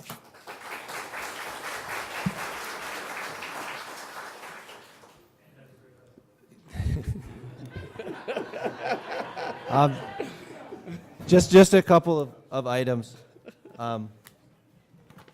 Sort of on the smaller ones that were brought up, just a reminder, the person speaking about lateral lines, it's long been the property owner's responsibility. Most of the lateral line is usually on private property, but it is a significant cost, and homeowners need to be aware of that.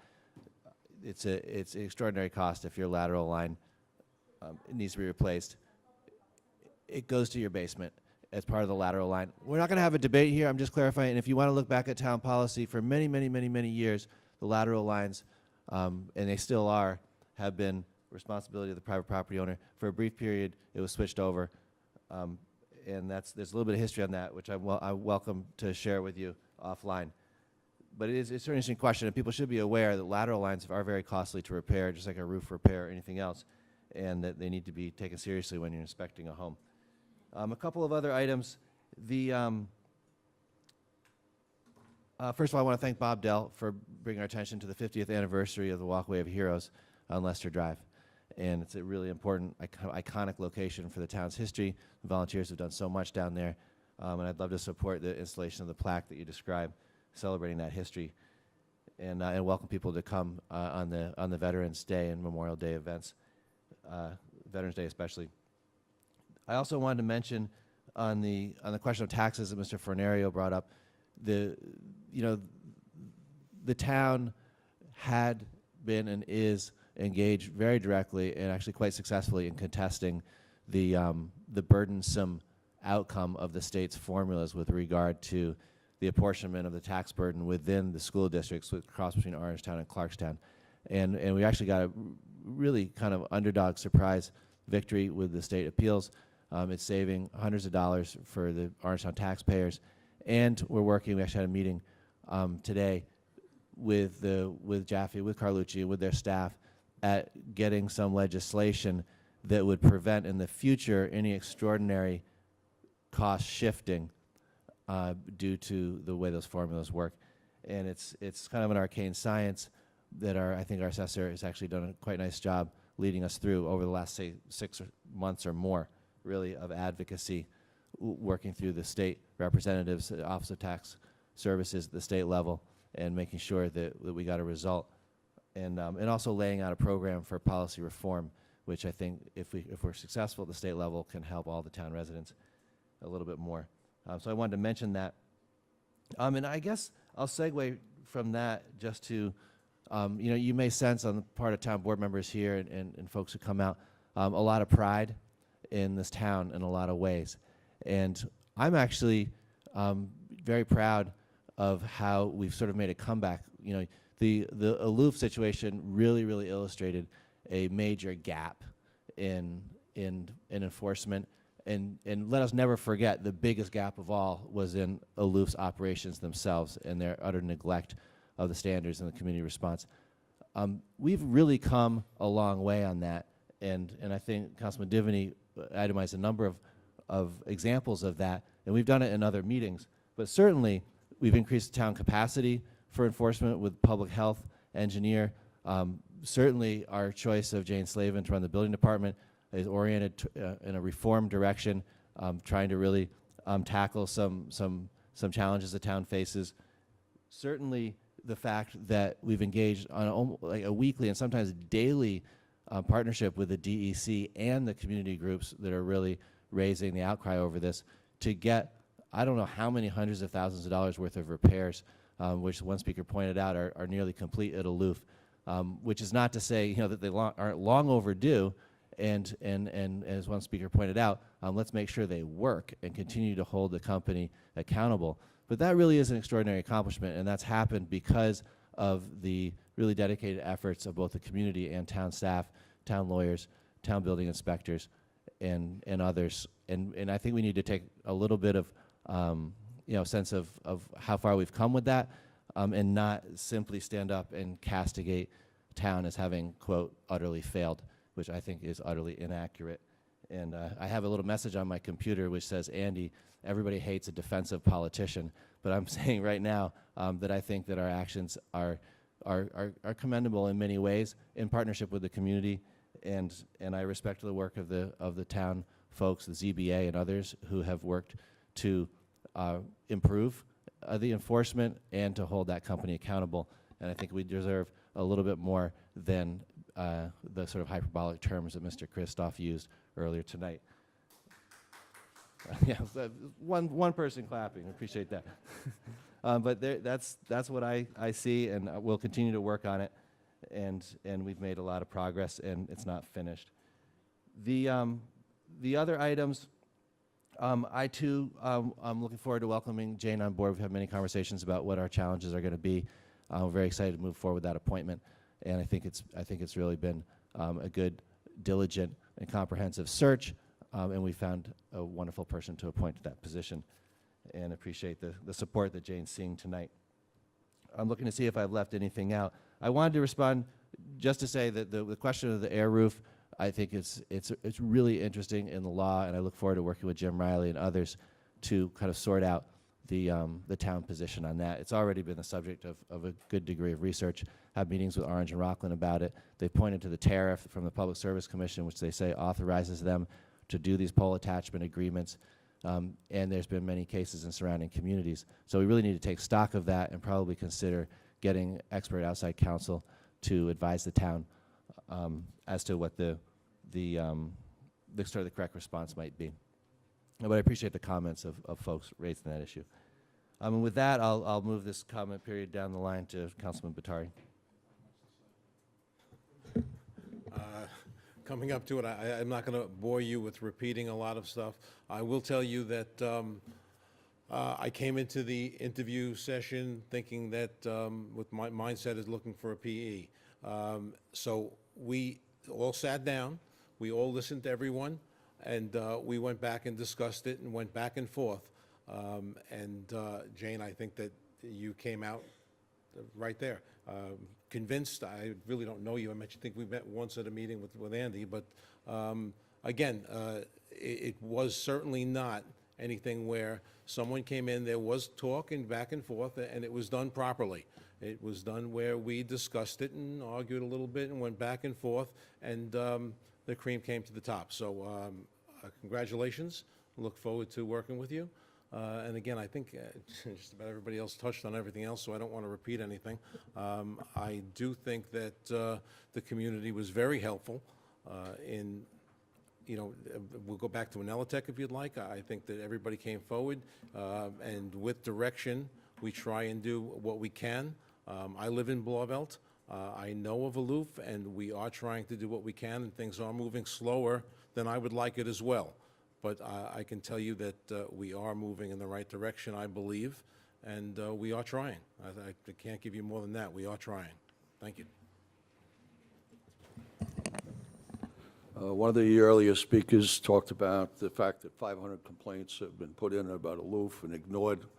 The fact of the matter is, everybody here has read all the complaints, all the emails that have come in. I can understand the frustration that we are here at the same place a year and something later. That I get, all right? I was in contact this past week again with George Schweikert from DEC, which I know some of you have been in contact with him. I say, how does this thing drag on now till October 1st? One of the earlier speakers asked about the fact that it's now 8 weeks beyond what it was supposed to be. One of the things we talked about going back months ago, the health department eliminated their position to deal with the odors. The DEC is the main component of enforcing the law here with the LUF. Hopefully, when they finally turn on all the new equipment that they have in October, that it works. And if it doesn't work, it goes back to somebody else's point, then what do we do? Well, it goes back to lawsuits and whatever. But one of the things somebody else, another earlier speaker said, the town has an inability to enforce the codes. This town has some of the biggest polluters in the county. I've talked about this many times, through the years here. I'll get to the reason. I've been all over the county through the years, far more so than a lot of people. When I come back to Orangetown, and you may not agree with this, I'm telling you, I see it as an oasis. It is the best town in the county. It's the most conservative town in terms of development in the county. And it's just obvious if you do travel around the county, the difference between Orangetown and other counties. I don't want to get into the name of the other towns. When we went to hire the new director of the building department, this is, as people have written into the paper, not necessarily agree with what we're doing, saying this is a critical position. What I ended up doing, I met with Jane Slavin, talked about my concerns versus, what her credentials were. We, as a board, met with a group of 6 people. We're all very talented. We were very impressed with the people who were applying for this job, some of whom were also residents, some who were not residents, but very, very impressive. We then ended up narrowing it down and having another session where it was originally 3, one person backed out, and then it was down to 2. The overwhelming support was for Jane Slavin. Now, what came up in all of those interviews is concerns about enforcement, concerns about management, and also concerns about technology in terms of making our building department, getting it into the 2000s, all right? And it is a concern. And from the interviews that we had, and from what I know of Jane Slavin, I am confident that this is definitely going to be an asset to the town. I think it's an asset for the people who are going to be working there. And I'm looking forward to working with Jane Slavin. So, congratulations. I'm sorry, one last one. Esther Baitler, Esther, the shelters, it's the county that has the shelters. They own the shelters, they move the shelters wherever they want. Good luck with that. Paul, did you I want to just make want another to say comment? one more quick thing. In asking me to recuse myself, just want to point out that I know Mike Mandel and I consider him a friend. I was the one who asked Mike Mandel to put his resume in for the planning board. Mike Mandel helped me on 2 of my campaigns. But after doing the same thing we did here, reviewing all of the applications, by far Mike Mandel was the best person for that job. And I was the one who put his name forward. So I could have recused myself then too, because he's worked on 2 of my campaigns, but he was the best guy for the job. So sometimes knowing the people isn't a detriment, it's an asset. As far as Jim Riley, I thought he brought up some very good points, a point that I never thought about the poles on private property, even though while they have an easement, they're still on private property. And that's something that I don't know anybody else has thought of or challenged. So I thought that was a good idea and something well worth looking into. That's all I have. Thank you. With that, why don't we move on to our agenda item? One for Bob Dell. One more Just comment? one more thing. Bob, I go through other towns and they have these hometown heroes. Yes. Have you guys ever thought about doing that? I know the town would support that. Hometown heroes, they have banners for members of the service that have served and sacrificed and done a lot for the military. And you see it in Clarkstown, you see it in Norwood. It's just a great thing.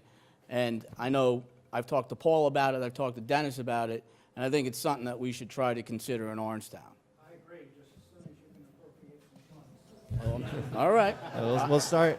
I have we'll no start problem. We'll I don't start think with anyone on Bob's. this board would have a problem with that. Every dime that we've done, I've never received a dime, none of the professionals have. And my GC fee on that would have been about $70,000. I've never taken a dime, no one ever has. Every dime we have goes into it, that's why we do it for free. But I agree with you, we would like to do more, we should do more. But at least we're able to do that. Thanks so much for your volunteer efforts and your leadership on that, Bob. So now turning to our agenda, our item number 1, excuse me? I think, no, we closed the public comment period.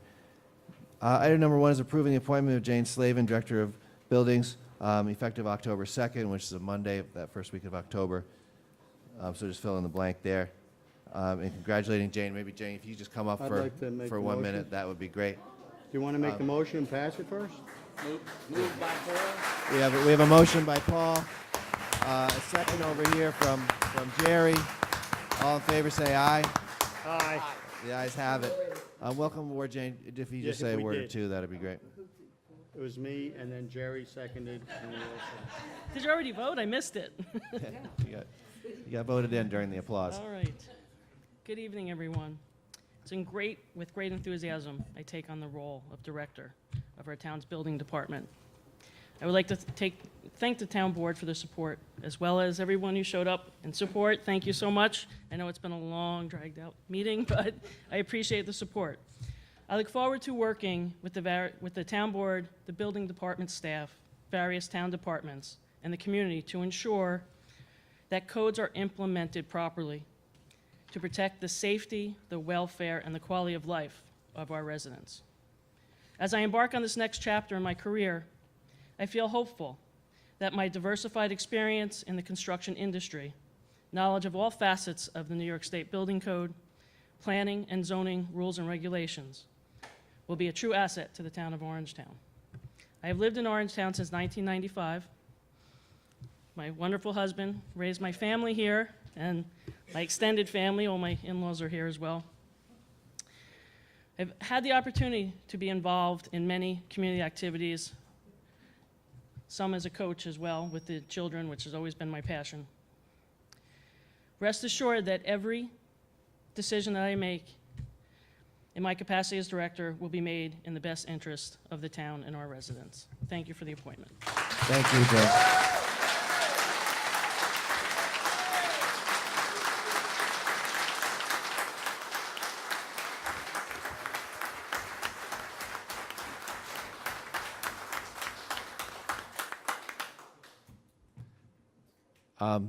You guys want to take a quick recess and let folks move out? I make a motion for a 5-minute recess. All in favor, say aye. The ayes have it.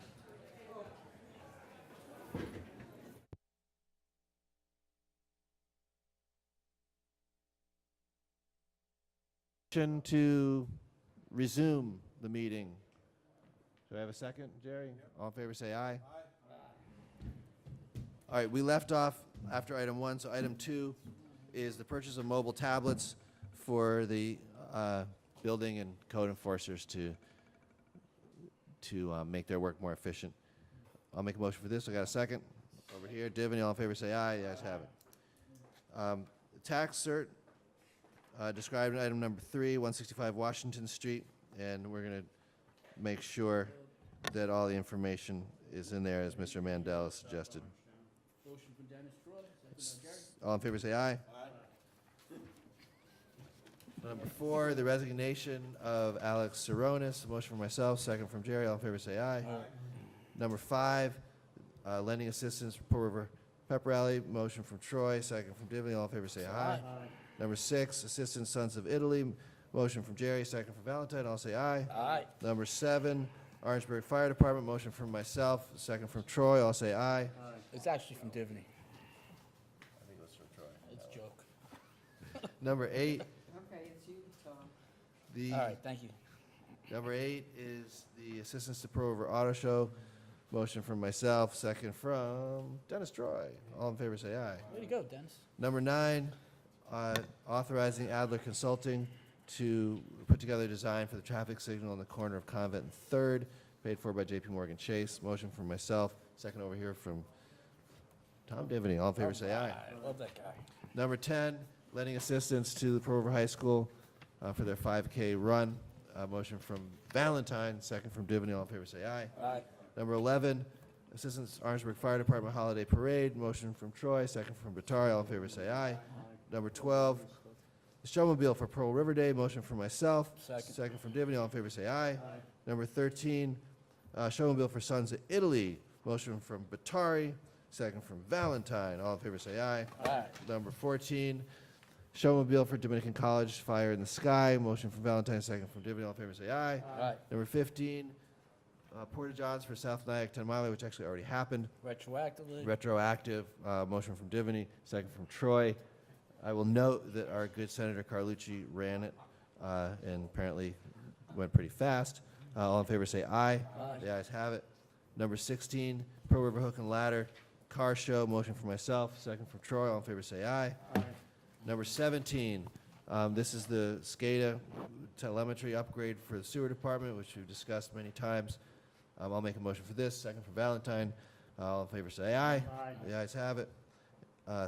Number 18 is the appointment of David Alvarez, Assistant Operator, Grade 2. Donna Morrison, could you please come up to the podium, because there was a comment earlier about the wording of this title, and I have it under good authority that we actually have it right, but the folks from the CSEA know their contract in the civil service system pretty darn well.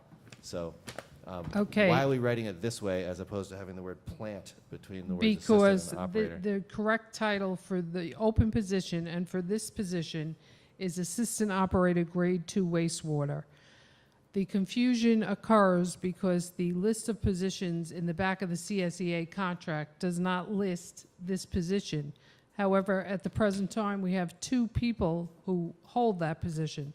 So it is an error, and it should be corrected. However, the open position is Assistant Operator Grade 2 Wastewater. This gentleman is on the list. He's been interviewed. The correct title has been posted. I'll make a motion for this appointment. Do I hear a second? Second. Divney, all in favor, say aye. Thanks for the explanation, Donna. Number 19, grant permission Donna Morrison to attend a job training on resource law. Motion from, maybe from Dennis, second from Jerry Batari. All in favor, say aye. Aye. Number 20, the appointment of firefighter to the Blauvelt Fire Company. Who wants to make a motion for that? Paul, maybe? Second for Jerry, just lives in Blauvelt. All in favor, say aye. Aye. The ayes have it. Number 21, we have a list of documents from the clerk's office to receive and file. I'll make a motion for this. Do you have a second? Second. Come over here from Divney. All in favor, say aye. From the Highway Department, we have back to assistance. This is for the Apple Fest, the Blauvelt Lions Club Apple Fest on September 24th. But then you have 23 is also, 23 and 22, 23. Yeah, they're both Apple Fest. So, motion for 22, second from Batari. All in favor, say aye. Motion for 23 from Divney, second from Troy. All in favor, say aye. Number 24 is a tax cert. I left the little number 0 there for the town refund. And I'll make a motion for this. We have a second over here from Batari. All in favor, say aye. And we thank the assessor for remembering to put the name of the school district in there, as Mr. Mandel has asked for. Number 25 is also a tax cert, and it describes that there. I'll make a motion for this. Second from Tom Divney. All in favor, say aye. The ayes have it. It costs the town about $13,000. New And business. we have the audit. Let's just do, with the new business, set a public hearing to amend local law, Chapter 41A, violations and penalties. It's not amending the zoning code, so we don't have to send it up to the county. So I'd say, John? A public hearing's got to be. you only need 10 days. Oh, we have, right, I want to do it at the not the workshop next week, but the following, what would that be? I think we don't have on the week of Columbus Day. So it's not, there's no meeting on the 19th. There is a meeting on the 26th. 17th or the 26th? There's a meeting on October 3rd. Do we have enough time to get it done for the 26th or no? With the 26th of September? No. So let's set it for, October 3rd? Does it- yeah, then we can, yeah, we'll do it for October 3rd, that's fine. That gives us about, I mean, three of the town attorneys have looked at this. And the purpose of the law is to amend violations and penalties under Orangetown Town Code,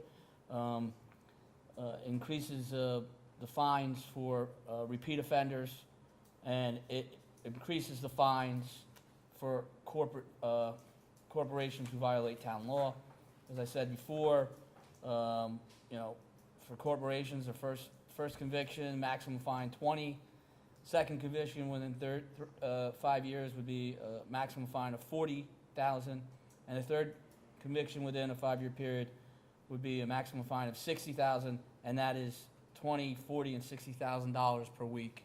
And we would also have increased fines for individuals, but not at that range. But if anything that we've seen with what's going on with Aloof, we need higher fines that actually mean something to these corporations that make millions of dollars.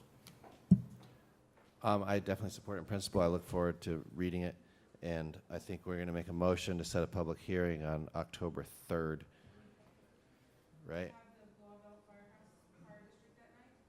Okay, so that usually doesn't take very long. We gotta bring Rick Oliver in here for the presentation. For a time. He's still gotta do his budget. Is Rick here? No. I haven't seen Rick tonight. We'll get him. If that makes sense. Yes, that's fine. Is Blauvelt at 8:05 or something like that? Right. Okay. So a motion, I have a motion to set a public hearing on the, we have to write the resolution, but the local law that Councilman Divany just proposed, and will circulate. I don't know if I have an email of that. If you could email it to me, that would be great. Because it makes it a lot easier. Jerry? All right. So a motion from myself, a second from Tom. All in favor say aye. So we just set a public hearing for October 3rd at 8:15 p.m. on local law described here, Chapter 41A, violations and penalties. Okay, Charlie? Yep. All right. Jeff, on to the audit, please. Okay, the audit for tonight's meeting consists of 5 warrants for a total of $1.7 million. The first warrant had 1 voucher for $20 and was for a legal fee. Second warrant had 1 voucher for $4,900 and was for a survey for the Blauvelt bike path. Third warrant had 81 vouchers for $1 million and was for utilities. Fourth warrant had 1 voucher for $50 and was also a legal fee. Fifth warrant had 321 vouchers for $678,000. Items of interest, number 2, Beckman appraisals, $19,000 for tax certiorari expense. Number 5, Capasso, $48,000 for recycling. Number 8, Entech, $25,000 for sewer relining. Number 16, Peckham Materials, $201,000 for highway chip seal. Number 20, the comptroller, $30,000 for justice fines. And number 21, Tiltcon, $28,000 for highway materials. Any questions on the audit? Thank you, Jeff. What? Motion to approve the audit? I just got Troy? a question. Discussion? Yeah, on last week's agenda, we had a language regarding upgrades for Assistant operators at the sewer plant. Yeah, who took a test to get grade 3 certification, and we were going to increase their grade to 17. Why is that not on? I'm just trying to figure that out. It was my sense that the town board hadn't finished its discussion on that. We've talked. But I think that we're Andy. pretty well through that discussion. Andy, we've talked about it for. We have talked about it many a year and a times. half. All right, well then. Which is all the more reason why I just want to be cautious, make sure everybody's on the same page. Well- And that the lawyers have all weighed in adequately and so on. I think that, I the think gist of it's- the matter is that we're gonna do it. But I wanted to make sure that everybody All was on right, the so same page. let's. I'll make a motion on the new business then. No, listen, we took it off. I'd rather just have it on the agenda for the workshop next week and But, vote. you know, it's funny, we workshopped it, so I don't understand how it disappeared without somebody telling us that it disappeared. Or us asking whether we wanted to do it or not. I get that, but I'd rather just put it on the workshop so people can talk about it, Dennis, at a regular, that's how I think it should be, you know. I think it's the right thing to do, and I will vote for it because we've discussed it, but I'd rather have it on a workshop so people can come in and discuss it at a regular town board meeting, and that would be in 2 weeks. I mean, Tom, I've waited a year and a half, I can wait 2 more weeks. okay, all right. And it certainly has been, I mean, I will definitely support that. And we could talk about it more next And then, workshop, but the only other I wonder thing- whether we need to go all the way to 17 or 16 would do the trick. The other thing is, I've received calls from Brian Quinn about getting World Class and OMM back in here. They have an offer regarding a piece of property at Rockland Syke. I would like to get them in because if the offer is what I think it will be, and the appraisal shows that the offer is good, you know, we were talking the other day at the budget hearings. That money could be used to do, as Paul suggested, a community center at Veterans where the batting cages are, which Paul suggested, and we can do it where the concession stand is, and we can do it where the batting cages are, and then we talked about putting Eric's office on top of there, and you do have the space, and it does fit in with the park over there. So, and a community center is something needed for both The seniors? and the and kids. camp, For the kids. seniors, it's a definite hot button. Yeah, and I So- think it's a good place for it, and it would be a good idea. So I think that, you know, having that money would be able to push us on our way. All right, that's I better. would just, on that, since you brought it up, I've been pulling for a community center for a while, and I really appreciate that. And we do need to really plan and evaluate options as far as location goes, and certainly bring Eric into the discussion. Agreed. Because he's made the comment many times about how busy the park system is. We need to really look at that concept. I'm heavily in favor of finding a location for a community center, and we're taking a look at the park maintenance garage, whether we want to move that somewhere else. Someone mentioned the idea of improving the Blue Hill and having parks maintenance over there. So we really have to kind of drill into this and allocate the space and make sure that we have a plan. So I think what would be nice thing to do is maybe we should really meet with Eric. And also, with our RFP for park design was focused on the waterfront park, and that's a good thing and a necessity. It would just, I'm not sure that we really specified the question of finding a location for a community center as part of the park system. And I'd like to move forward with selecting, you know, doing final interview with selecting a vendor for that, and make sure that the town board is comfortable with the scope of that, because I really want to make sure we think carefully, excuse me, that as we plan the waterfront park, and the other part of that study was to make sure we account for all the acres of land set aside under the deed restriction for the Rockland Syke. This question of the community center, I think, needs to be integrated into that. Are you blocking OMM from coming in, though?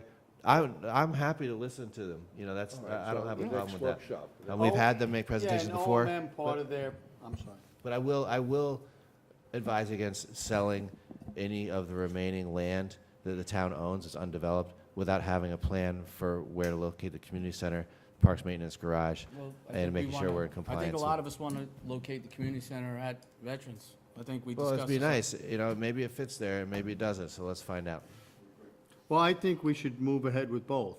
They can work simultaneously, and part of OMM's proposal, if I'm correct, is that they are going to build a waterfront walkway, park, whatever you want to call it, and then give it to the town once their construction is done, which would, That's great. would fit in with both of our schemes. So I think we could work them simultaneously, but I agree with you, we have to find a place for the community center so we don't shut ourselves out. No, I agree. So- All right, good. And if it displaces other things, we're going to have to find places for that too, so. But we right. don't need the batting cages. I'm just not sure you can fit a whole community center on top of the, Well, you got the concession stand And also. you got the big field in front of it, you take out the batting. And then you take out Eric's. so let's map it out. Let's map Yeah, it out. but Eric, We'll figure it out. you'll be moved, then you'll have all that space over there, and you can put, we're not looking. No, I know. Absolutely. All right. All right, so we do have a couple of adjournments. I'd like to make a motion to adjourn this meeting in memory of Ray Icabelli, former deputy town attorney, Blauvelt, New York, a much Yeah, beloved I'd like to leader in the speak about Lions Ray Club. if I Paul, could. say a word. That'd be great. Yeah, Ray was a Korean War vet, a local member of our community, a really good-hearted guy. He was the town attorney for the village of Piermont for many, many years, but he was a big-hearted guy who was a major part of the Blauvelt Lions Club for many years, not only through donations of money, but donations of his time and energy. He made it all the way up to, not president, but a district governor, representing the whole district for the Lions Club, and he was a really good guy, very funny, dry sense of humor, quick-witted, and a good friend who I'm going to severely miss. Yeah, I agree. I want to add on one. Raymond Gallagher from Pearl River. Yeah, he's been very sick the last couple of months. He just passed away yesterday. And he's retired NYPD and a longtime Hibernian and very active in Pearl River. And there's also, so we got Raymond Gallagher. Adele Soma is also here on this list for adjournment. And I want to add Edward Fallon, 92, died Nyack resident, married to Tony Fallon, who's been the president or chair of the Orangetown Democratic Committee for a number of years. A World War II vet who served in the Philippines and other places as a part of a tank battalion.